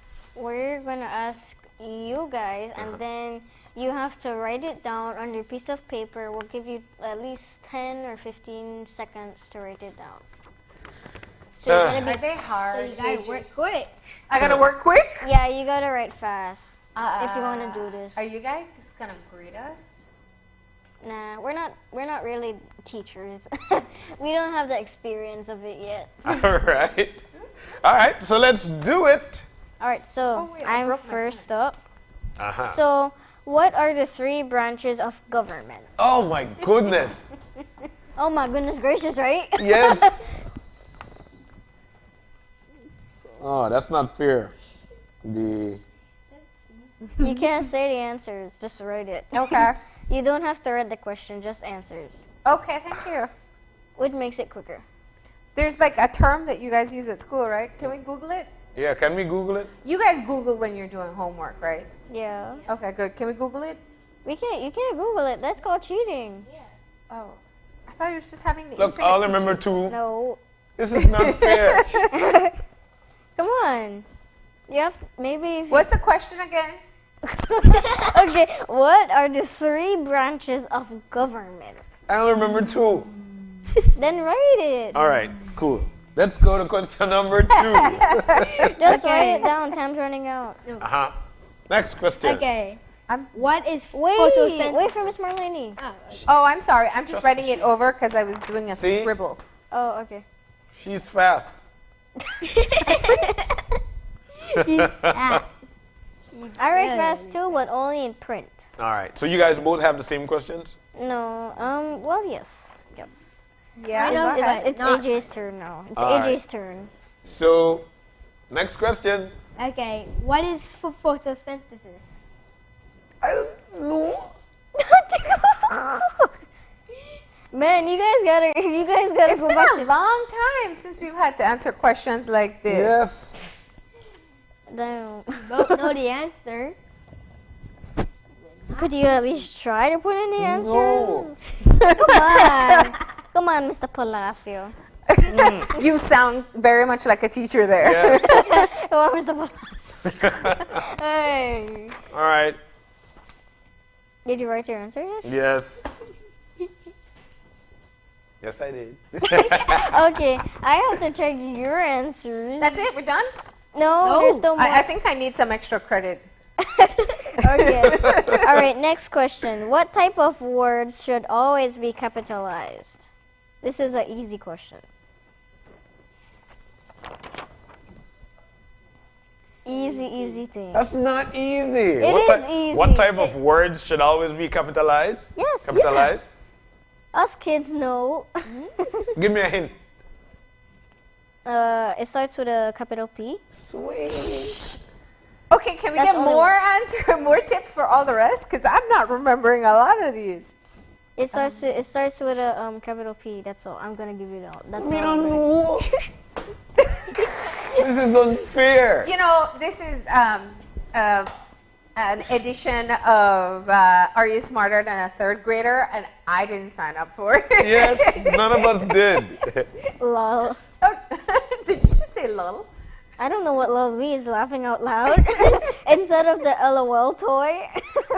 All right. Let's just get this All right, let's go next this one. over with. You want to answer? I wrote something. Okay, next question. Question number 4. What is a word that has the opposite meaning of another word? What?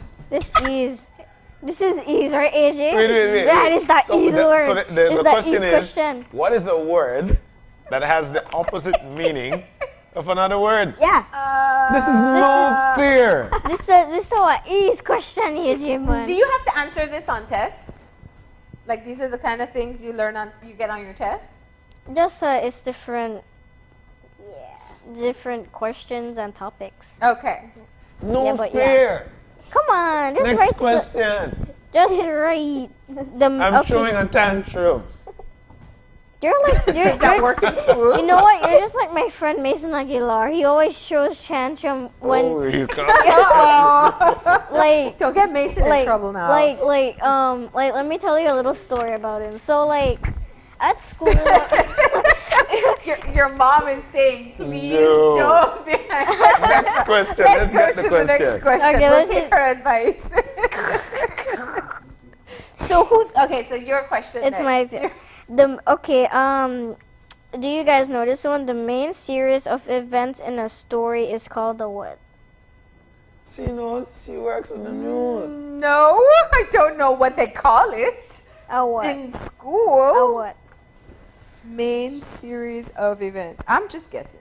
You know what? I give up. You all are so much smarter than I am. Because I don't know any of these. Okay, next question. Next question then. This is a hard one. Okay.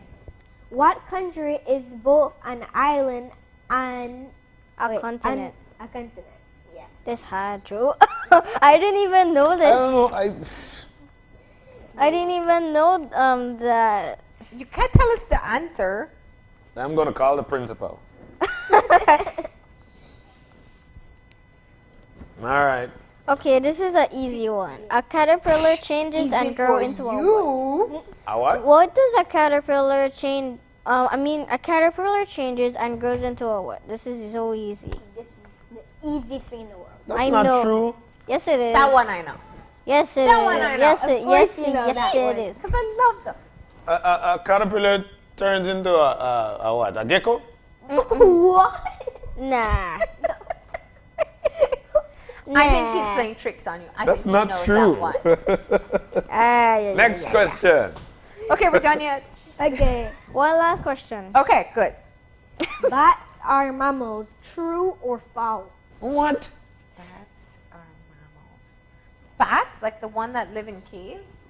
Yeah. Or you mean the one that they hold to swing on the ball? Does it matter if they're mammals or not? No, like the animals, but. Animal? Some animals. So if they fly, they might be birds?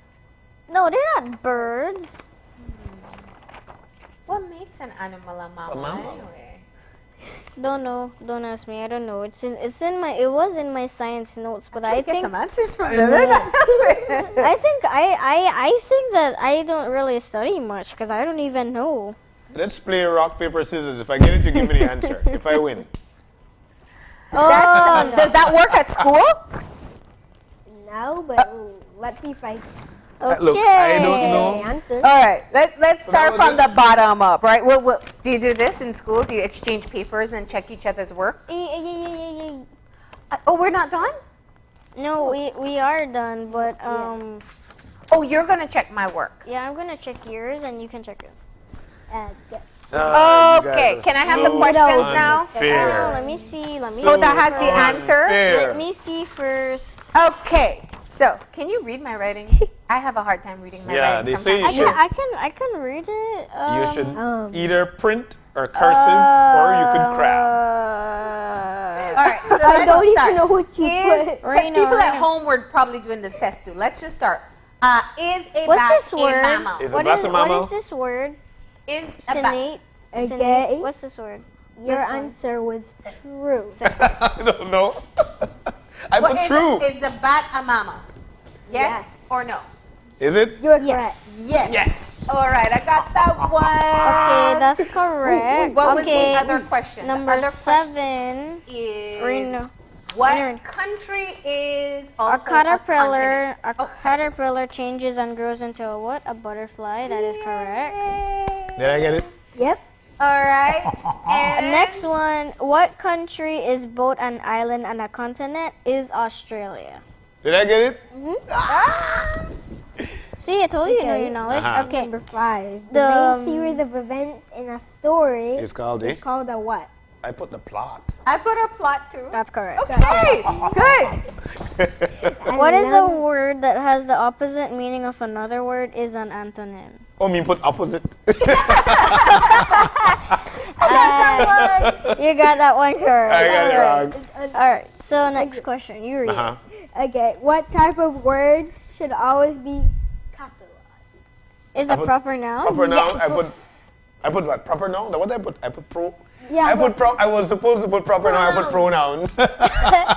That's for common nouns too. Yeah, no. proper noun. Okay, so you got it correct. Uh-huh. Number 2, what is photosynthesis? The answer is the process of By where which? light is converted to energy. I put it's the process by which plants make their own food. I was saying the plant's breathing process or change sunlight to oxygen. I can't It's even still the read. same. I thing. totally It's think correct. I didn't see it. I totally think that It says the way I by can't read which that. plants I can't make read their number 1. food. Oh, do you have legislation here? Yeah, I have Okay, that's legislature. correct. The next- Legislature, Executive and Executive and- judiciary. and judiciary, right? judiciary. Yeah. I do have them. Might not Yeah. be in the correct. Let's go correct it. At least you have one. There we go. I have judiciary. I know. I told you. I'm gonna write the grade for you. It's a celebration. I that- told you. You know, I should have probably Okay, so you slowed down. got 2 wrong. do I got you 2 rounds do you still get graded for your handwriting in school. in school? Like when you were younger, I know, but do you? Only in creative writing is. Oh, okay. When you're Because I was Yes. going to show you that this is a clear reason why you should really try to do well in your handwriting class. Okay. Look at that. Hey, I got give me 100. All right. How do you close this pen? And that was just because she was being nice, because I really did put that was photosynthesis is the plant's breathing mechanism, and they convert Well- sunlight into oxygen. Well, it's still the same. Yeah, it's basically the. Basically correct. Okay, so thank you so much. How do you close this pen? I think you pull off the end and then you put it on there. No, you should say Okay. booga booga booga, and the pen will just close. Try it. Ah, you see? I told you. I don't know how to close this thing. Okay, so apparently our lessons are not over as Oh, yet. I get it. And, they- I and get they're it. going to. Oh yeah. What is happening? I don't know. What is happening? I know. Let me put this here with the pen. Okay. Wait. I know. And You then- still have a microphone on, but that's fine. Go ahead. So the lesson still. I'm not used We to have one more having- lesson. I think we have one more video, right? We have. Okay, so why don't we take a break? Wait, after the break, we're I gonna can't do. hear you. Yeah. All right. So after the video is the break. Oh, All right. So cool. So we're gonna do this now. You guys will be teaching us this new lesson. Everybody is in love with TikTok. This is the difference between, this is your popular. Look at her, she's so excited. What are you going to make us do? Tell us. All right. So what are we gonna do now? What are you going to make us do? We're only okay. So let me tell you the instructions. First, we are going. The song is gonna play, and we're going to teach you guys the dance moves, and you will have to do it on your own. Oh. You have to copy it. What we do. You didn't ask me that question, but I can tell you I'm really a terrible dancer. And people who watch the show a long time how know much that. of a terrible dancer you are. So this is TikTok, right? Yes. Do you guys watch Can TikTok? I please take this off? I don't feel comfortable. with Not this. as yet. Right When- now. when You're we gonna stop take it off talking. now. Yeah. When we stop talking, you can probably stand right there by your chair. That way the Do microphone you is not guys gonna do TikTok dances? Do you do TikTok dances? No, not a lot. Okay, but you learned some of them? You learned one. One. I only learned 2. You learned 2 dances? Yeah. So does everyone do TikTok dances these days? Is it only kids that do it? Adults too. Adults too? Yeah. All right. Yeah, there's a bunch of adults on that picture. That is so true. Can I tell you something? I have never done a TikTok dance. Well, today is Have you your done? lucky day. Yes, I've tried it with my girls. Oh no. Okay. Let's Teach do away, it. teachers. So let's Can we see do the it video. sitting down? Here's a video. Wait, no. Not yet. She's not ready yet.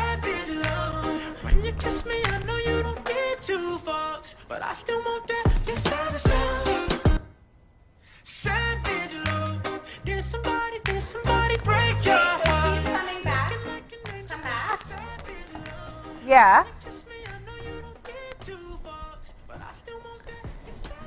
So hold on 1 second. Let's come back to Noelle. Let's come back to Noelle. Yeah. All right. So you are going to let's be, without the music. I want you to show us the moves. The moves. So stand up and you guys can show us, right? All right. So stand right there, right at your seat. Yeah. No, without the music, we're gonna do it, right? So you go I know without the the song. music. Yeah. I know the Slow. So let's sing it. Savage Love. So we're gonna do it very slow. All right. Okay. So you guys go after the count of 3, very slow. 1, 2, 3. Savage Love. Yeah.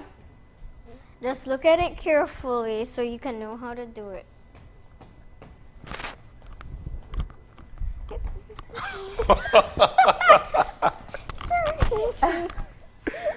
I don't know. You gotta try. I don't know. I'll stand and try it. Okay. All right. Okay, so Come on stage. Come on. No, right here. We'll stand right here. Okay. We've got the microphones up. Okay, put so your hand like this. so let's look forward towards the camera and you tell us how. Okay. Okay, So here we go. Put your hand like this. Uh-huh. Okay, Go like elbow. this. Here. Oh, across. Then do Here. this. Here. Here. And Whoa, and then okay, go pat ahead. it and like See here. Here, To neck. here, So- up, like move your waist. down. Wait. Like about here. Okay. Yeah. There you go. And then you switch. Like I'm bouncing a ball. So do Yeah. it. Yeah. Okay. And good. then you switch hands. And then I do This.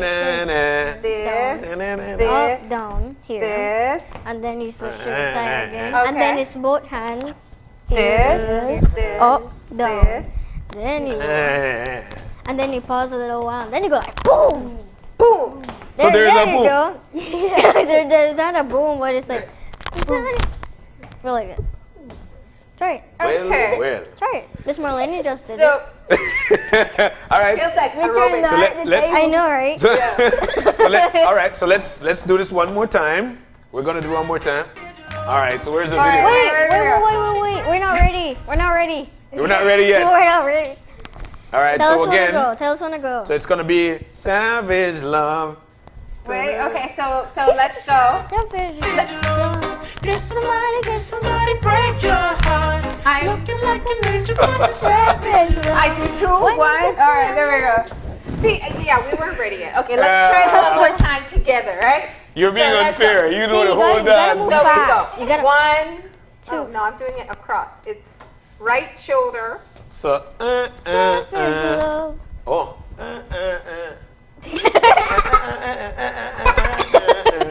Something like that. It's like done. And then you do the other hand. Look at it. And then you do both hands. All right. Okay. Okay, so you gotta do it faster. That's what you're saying. We're going too slow. All right. Yeah, Music maestro. Savage love. Yeah,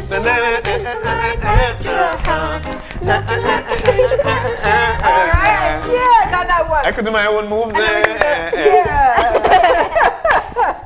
We are TikTok fails. That's what we are, John. We'll take that crown. We are TikTok fails.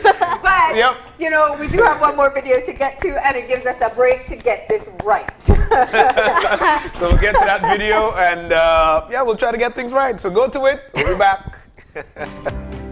Hi, I am Tammy Nutley. I sat down with an up-and-coming volleyball star, Kaylin Ingram, to talk about his love of the sport and his experience representing Belize regionally. Kaylin, I know that you're an upcoming volleyball player. First things first, I'd like to ask you, what inspired you to start being into volleyball?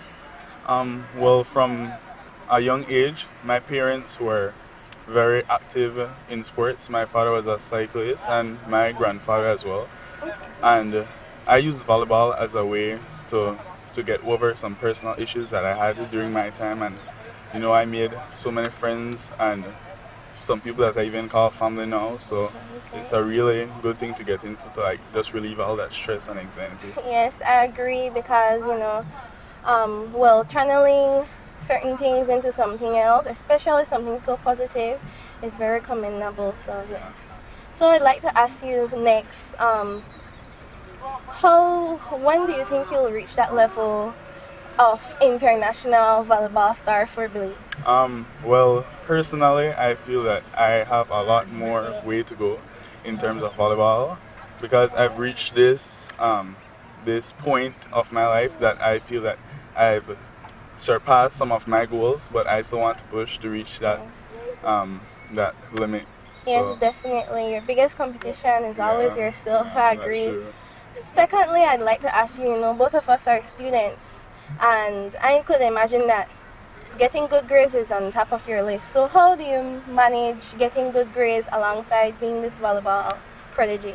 Well, in first round when I started playing volleyball at my former club, Stars Volleyball, my grades were starting to drop because I put all my time into volleyball and I had to really manage that. So I had to put in like a 50-50. Yes, so I could indeed. still put in all that work in volleyball but also still exceed in the classroom. Okay, so I'd like to give you a scenario, right? What would you tell that child that is interested in volleyball and is truly passionate for volleyball but isn't like, you know, the best player in volleyball? It doesn't come as naturally. What would be your advice to them?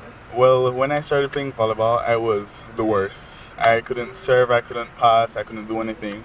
And I was talking to a former player of mine that was playing at the gym at the same time, and I asked him, you know, how long have you been playing volleyball? And he was like, 2 years. And I was like, so it will take me 2 years to reach that limit where he is at that time. So I said, well, because he'll put in that 2 years, I'll put in that 1 year, and I'll do double the work to reach that level. So playing volleyball is a very challenging sport, I must say that, but it takes a lot of extra work and you need to put in the work to actually see the results that you want. So if you want to play volleyball, I think that's a really good sport to challenge yourself with, and I think that someone who wants to play should play. Okay, indeed. Well, you see Michael Jordan, after he mastered basketball, how he ventured off into golf, I think. Do you see yourself playing on any other sports in the future? I've tried that before and I'm not good at any other sport. The level, or not the level, but the love that comes with volleyball, it's extraordinary. I don't see myself venturing off into another sport. It's just like the time would be too time consuming to actually put in that work to reach that level that I am right now at volleyball. So I think I'll just stick with this and try to reach that. Yes, that one real thing limit. at a time, I agree. Yeah. So, how does it feel when you're on the field, well, not the field, the On the court, court. and, you know, you pass that serve and get that ball over the net? How does it feel when the crowd cheers for you? Is that why you enjoy volleyball for, you know? Well, yeah, of course, volleyball, the fans and the cheers, it's really great sometimes. It can play in your mind sometimes because it really makes you nervous, and that's what really mess you up in the game sometimes, but it's nice to hear fellow Belizeans and other fans cheering you on to do something that you are passionate and love. Yes, indeed. And I'd like to ask you, do you see yourself being a mentor to other upcoming volleyball players? Well, at the time, no, I try to be a mentor to younger athletes. I tell them sometimes that, you know, they want to stop, and I'm like, no, continue, push, because I see bright things happening in your future. Like anyone else, everyone have that potential to reach where they want to be in life. So, you know, I just try to tell them to do their best and try to work hard towards it. Okay.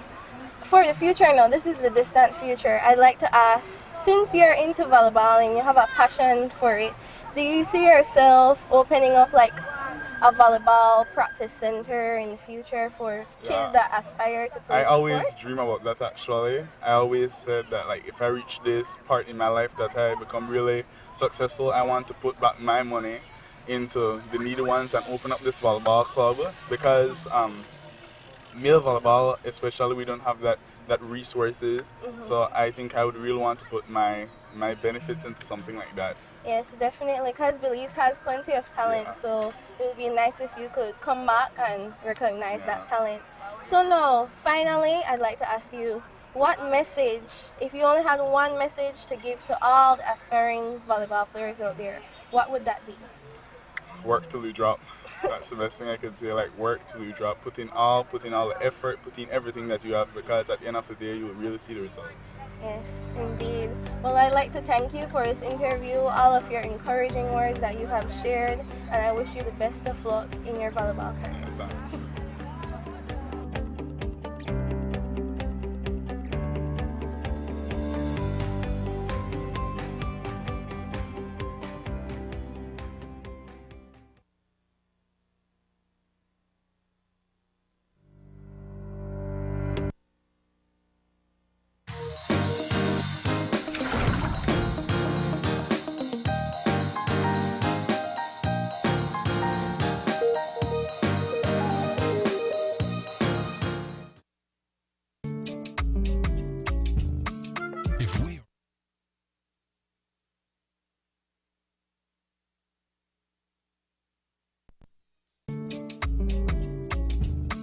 If we are only as strong as our families, businesses, institutions, and the communities that surround us, then by giving businesses the power to grow, entrepreneurs the ability to expand, and by giving our families the right to own something, the Belize Bank gives you the power to build a nation, our nation.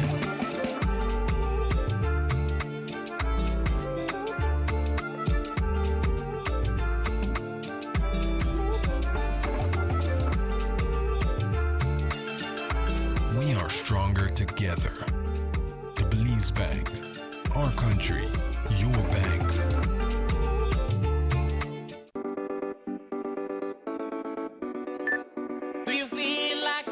The Mega Bingo Progressive Jackpot can be yours with just $2. Don't miss your chance to win $103,798.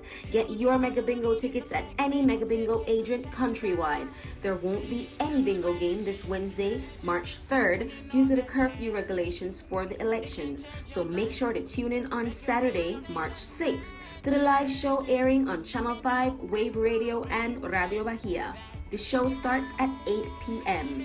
You can also stream the game live on Facebook and YouTube. Just search for Belize Mega Bingo. Don't miss your chance of a lifetime. Remember, Mega Bingo is the game.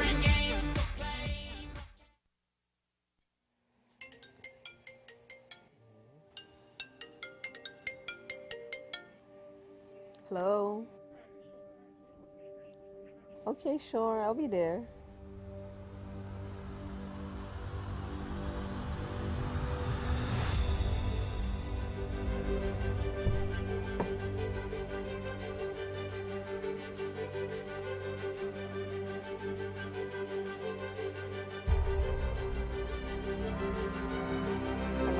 Hi, Mommy. When are you coming home? I really miss you. Hearing the voice of our loved ones can always lift our spirits and make us feel whole again. With Smart's twice as nice promotion, prepaid customers who make 5 minutes worth of national calls on Sundays can enjoy 50% off. Top double on all national calls for the rest of the day. Call your loved ones and enjoy half off all day long. Smart, bringing people together. When someone you love becomes a memory, the memory becomes a treasure. Channel 5 introduces the Daily Obituaries. The Daily Obituaries will broadcast all death and funeral announcements and memorials to honor your loved one's life and memories. The Daily Obituaries airs on Channel 5 prior to the evening newscast, with subsequent repeats at 10 p.m. and 12 noon the following day. It will also be placed online on our social media platforms, all for a standard package fee. Celebrate their lives and memories with Channel 5's Daily Obituaries. Honor in life and reverence in death.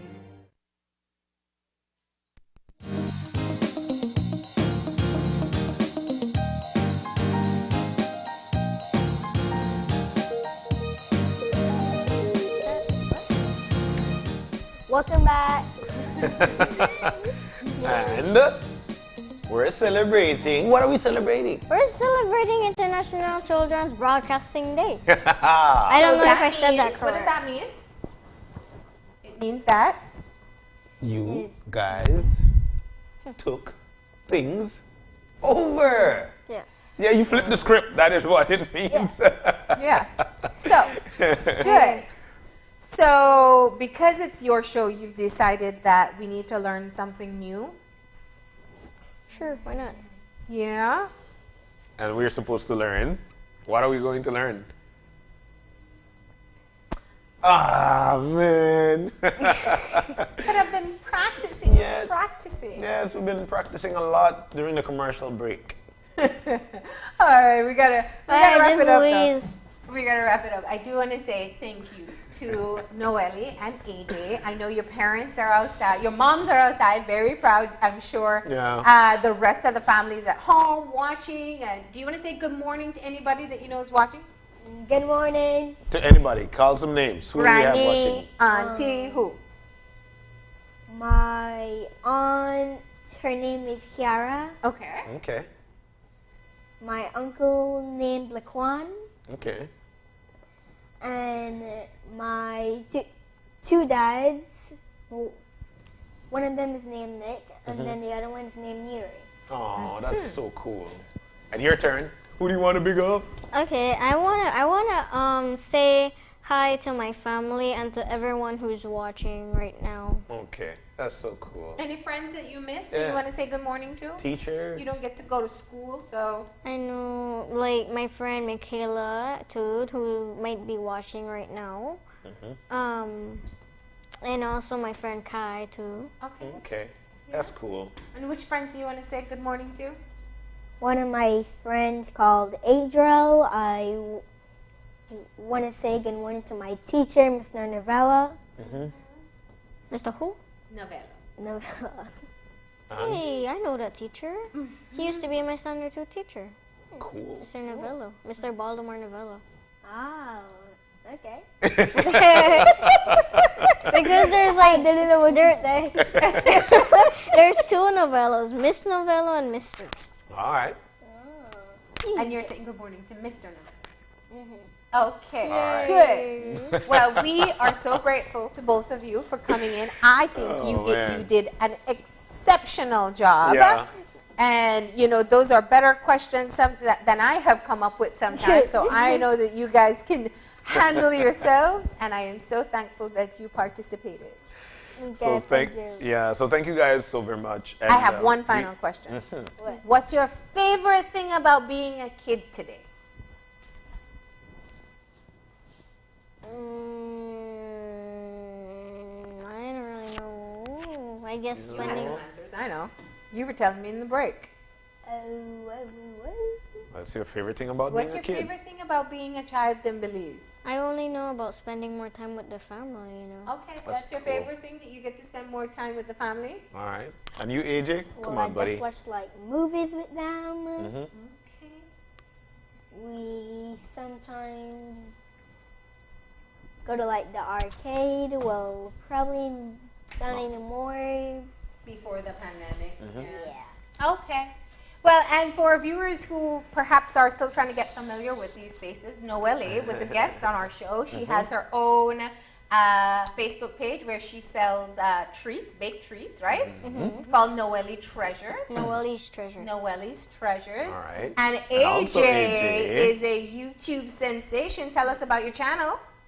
My channel is Ninja. I'm really happy. I have 121 subscribers. Cool. Holy moly! What are you cooking? What are you cooking next? What are you cooking this weekend?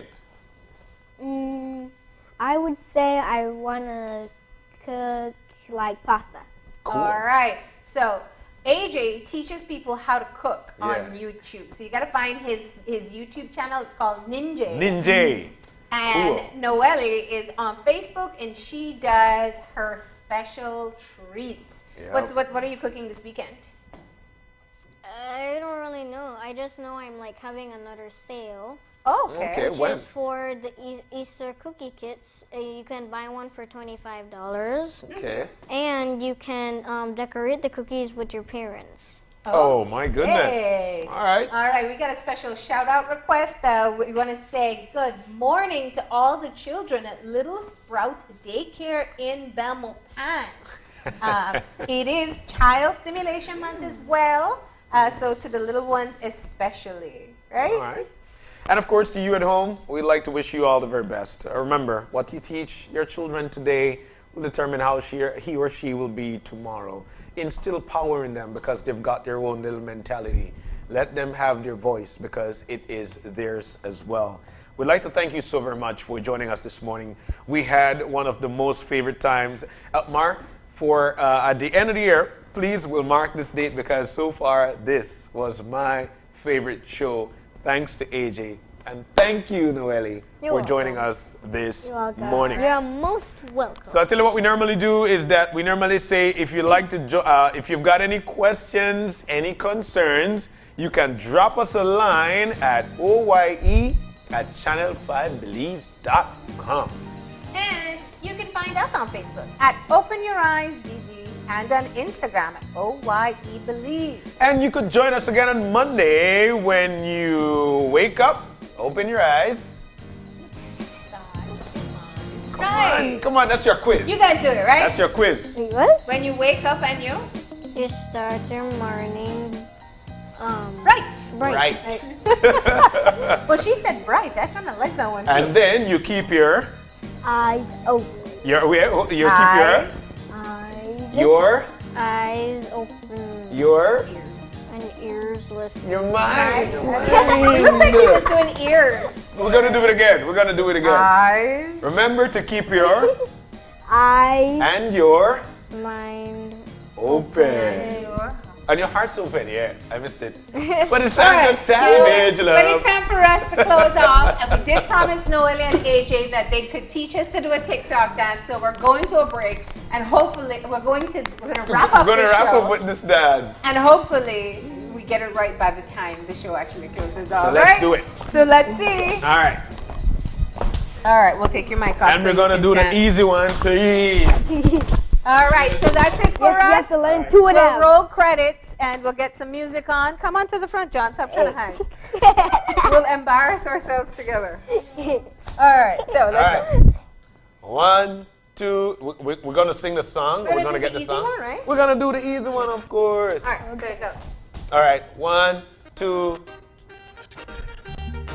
Oh, we're supposed to start Let's over. Start it over. Over. All right.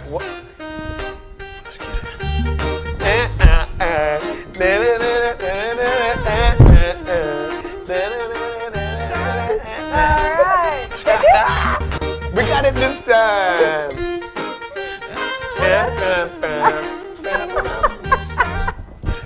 And what's the other one? Oh, the hard one. I don't like that one.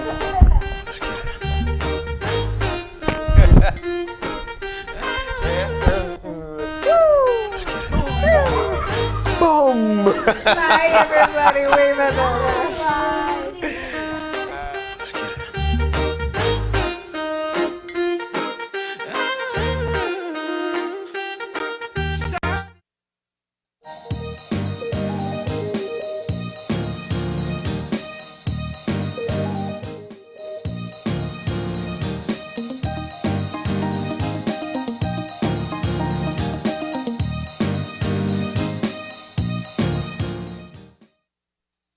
Open Your Eyes was brought to you by the Belize Bank.